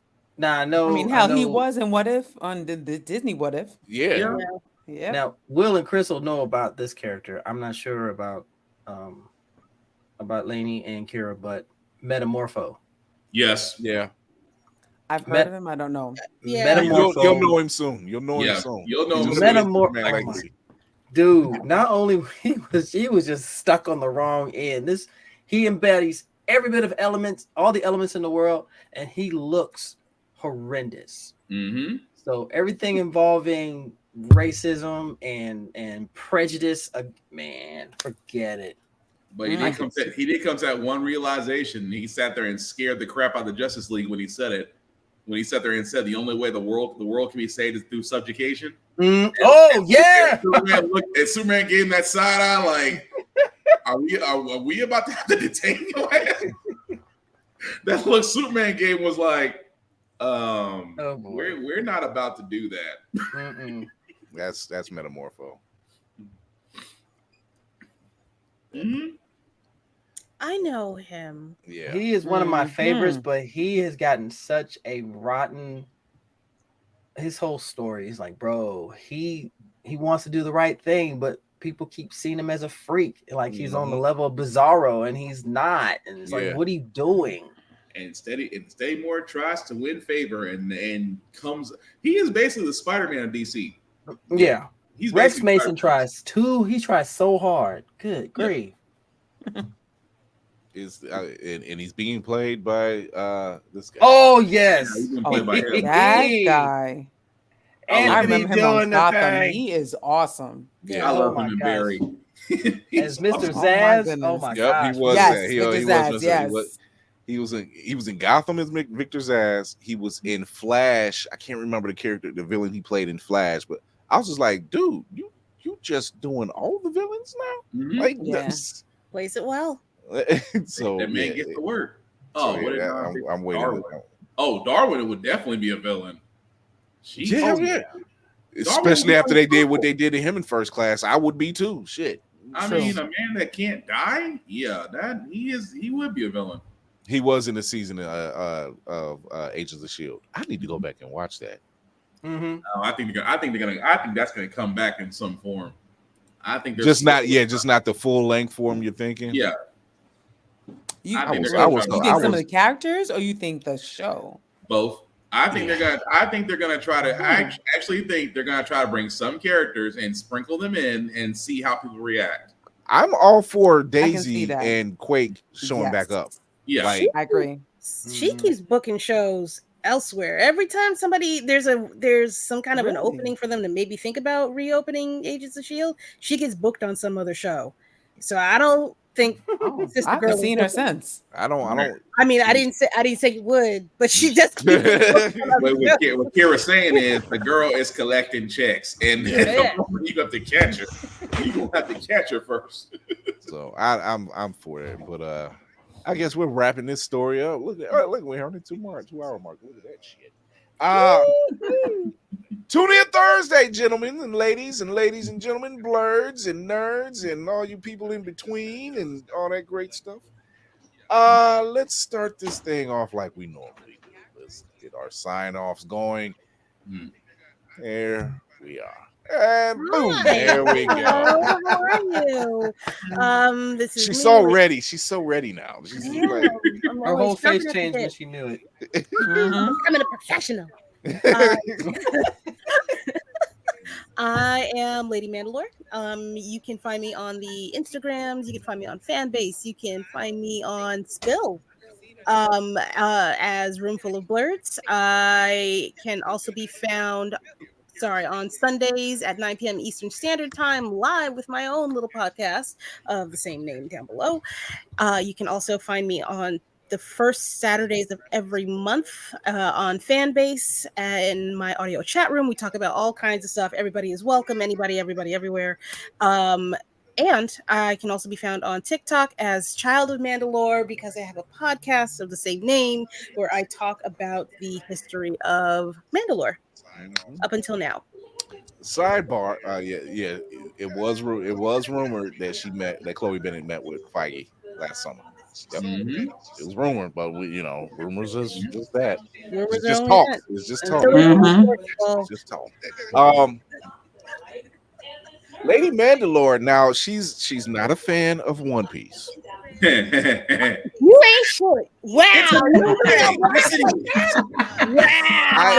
I know somebody. Wow. It's a new but I would be remiss if I didn't show a quick scene from the opening of Gear 5.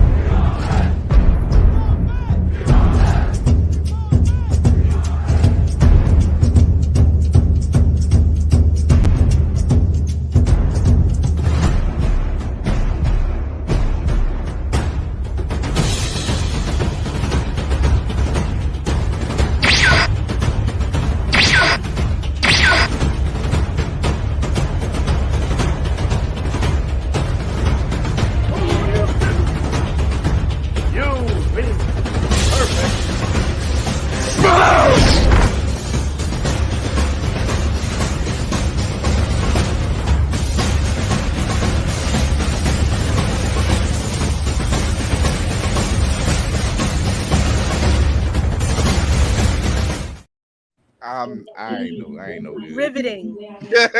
Riveting. The best drama I have seen on these internets in a long time. Shout out to the Avengers of Montgomery, Alabama.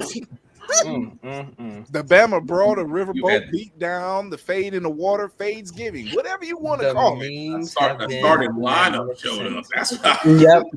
The memes have been magnificent. Absolutely. I'm gonna do one myself. Me and Master Roshi's gonna have to get a folding chair. I'm gonna do it. Hey. Oh, hey. Drums of liberation. Yep, Joy Boy has returned. Let's go. Drums of liberation. No, like normally we don't do talks like that, but let's just be honest. That made us feel damn good. It's not a racial thing, but it is. But for one moment in time. But it and was yet a it moment. is. Yeah. And for a yet, moment in time, we all heard the call. Here's the thing. You felt entitled, and you found out. FAFO is what you found. Oh yeah, hashtag FAFO. Didn't I feel for the chairs? My avatar at work. Just so folks will say something. I wish you would say something about my chair avatar.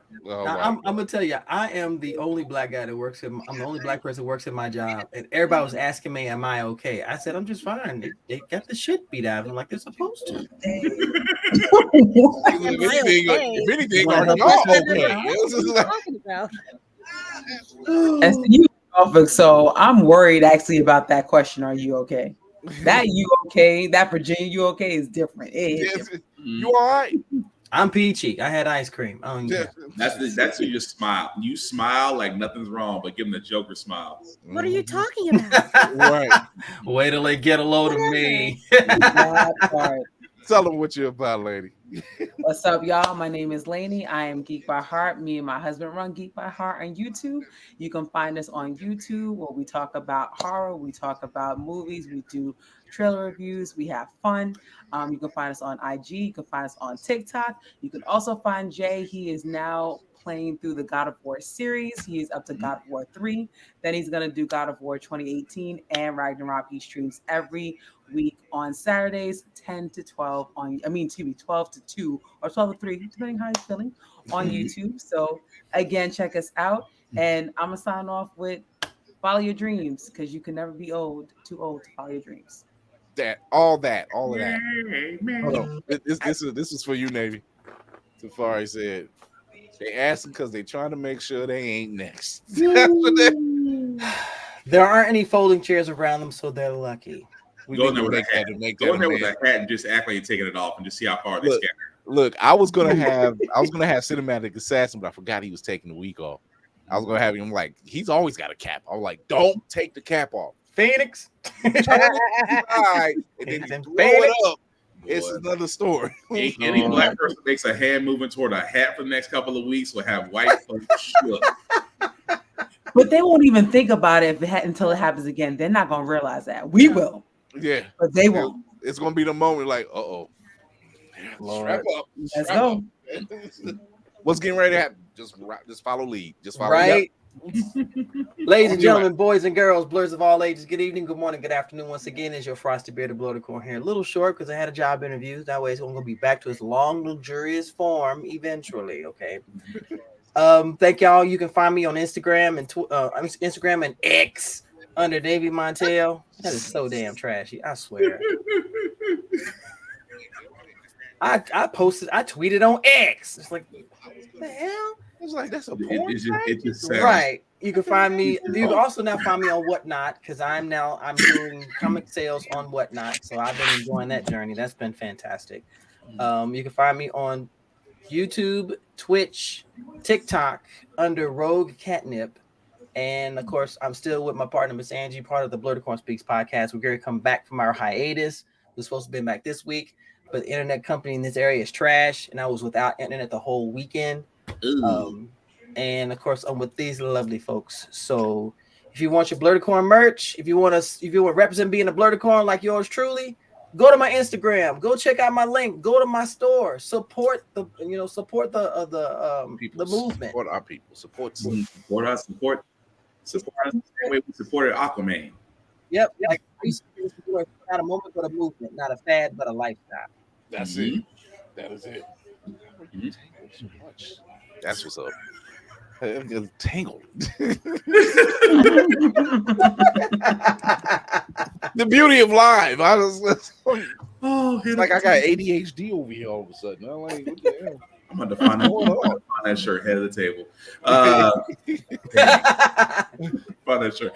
Anyway, I am Black Spartan, otherwise known as Black Fox 447 on all socials. I can be found pretty much anywhere. I do have a couple of podcasts of my own. Of course, my political podcast is called How the Crap We Got Here every Wednesday and Saturday on Facebook, YouTube, and Twitch. Of course, my video game podcast called Get Bit, also every Friday on Facebook, YouTube, and Twitch. I can pretty much be found wherever podcasts, whether they're visual audio, can be found, including Opulence Radio and Always Record TV. I am one of the many heads of the blurredeyeview.org website. I actually do wrestling. Why? Because wrestling is real and people are fake. Shout out to Mr. Kennedy for that one. At the same time, guys, we are in a con season, I guess you can call it. I do have 3 simple rules. Rule number 1, first and foremost, please respect the cosplayer. It takes a lot of courage to dress up, to do your own fandom, and to go out into a crowd of strangers. Again, these are human beings, not your play toys, so treat them the same way you would like to be treated. Number 2, grooming. Please wash your ass. Please use deodorant. Please use mouthwash. Please use Colgate. Wash your ass, because all these things can be found in the travel size bin of a Dollar General store near you for $1.99. So if you cannot find $5 to put together to wash and clean your ass, please do not come to any of these cons. Third, and also before we get to the third rule, again, if you know somebody that's doing something different, whether it's a podcast, whether it's a con, whether it's a business, and you know that they're getting the word out, do your part. Share. Root for everybody black. I'm not saying monetary. Again, you can share. Sharing is free. But again, support them the same way you would support Beyonce if she knew you existed. And finally, the third rule, guys, is also the same thing I say at cons, the same thing I use for myself. Again, be nice. Be freaking nice. Be polite. These are people with the same love for cons and fandoms as you do. And again, network. Don't go there because you want to see some bros and repeat it 5 times in your TikTok. You know who you are. Aside from that, don't be a dick and we'll all be cool. Hoping to be seen. Lady was waiting for it. You know it. Hoping to be seen. What the hell? It's watching TV in the background over here. Just geez, what the butterscotch hell is going on? I am your host, the man on the wall, Chris Fury. Thank you for tuning in and checking us out. We have fun like this in every show. We have dope guests every show. Well, not every show, but you know what I'm saying. If you like what you see, and I'm sure you do, be sure to give us a follow on the IG. Blurred's Eye View. Go to Blurred's Eye View. You can catch us there. You can find the link tree in the bio. I need to update that because I'm also on Spill and X. That sounds so dirty to say that, but whatever. You can also follow us on Blurred's Eye View Podcast on Facebook. That's kind of a down sloping thing, Facebook. So yeah, just filthy. You're gonna find us all on YouTube and Instagram anyway. You can also catch us on Twitch. You can listen to us wherever you listen to your podcast. You can also catch us on Always Press Record. Where did you go so fast? There we are. Always Press Record TV on Roku and Amazon Fire. I need to move that button up. That's all. Beauty of life. You can always catch us on Always Press Record TV on Roku or Amazon Fire. You go to alwayspressrecord.com and you can catch all of our past episodes and great moments just like what you've seen here because we're live every Tuesday at 8:30 p.m. Eastern and every Thursday at 9 p.m. Eastern. Also, thank you to our sponsors, Otaku Noir, where you can get all your blurred mystery box needs. Go to Otaku Noir and use Blurred's Eye View at the checkout for free shipping. Trust me, everything that they send you in that box you will not be disappointed with. That part. You will. And if it's not for you, it's definitely going to be for somebody you love, and you'll probably want to still keep it anyway. And look out for our upcoming unboxings because we're going to be doing those soon. Big time, big time, big time. I'm hyped. Let's go. Big times. And like Tafari said, he's always the common Crip King. If they ask if you're okay, you okay. Yep, They ask if you're okay. That depends on if the PTO is approved. Kind of feels like a stink meter moment. That depends upon you. Right. Stink meter. What you gonna do? I'm sorry. I think the boy was trying to get his PTO, but yeah, might want to give it to him now. Oh my God. Until Thursday at 9 p.m. Eastern, you can check us out everywhere, including YouTube. Go show your love on the YouTube channel. Hit that subscribe button and that notification bell. And as always, remember to educate yourself and others, entertain yourself and others, and most of all, encourage yourself and others. Chris Fury with the crew. We back again to tear it up. And you never know what we got on docket. So you want to tune in for the lives and check us out. Till then, see you later. Bye.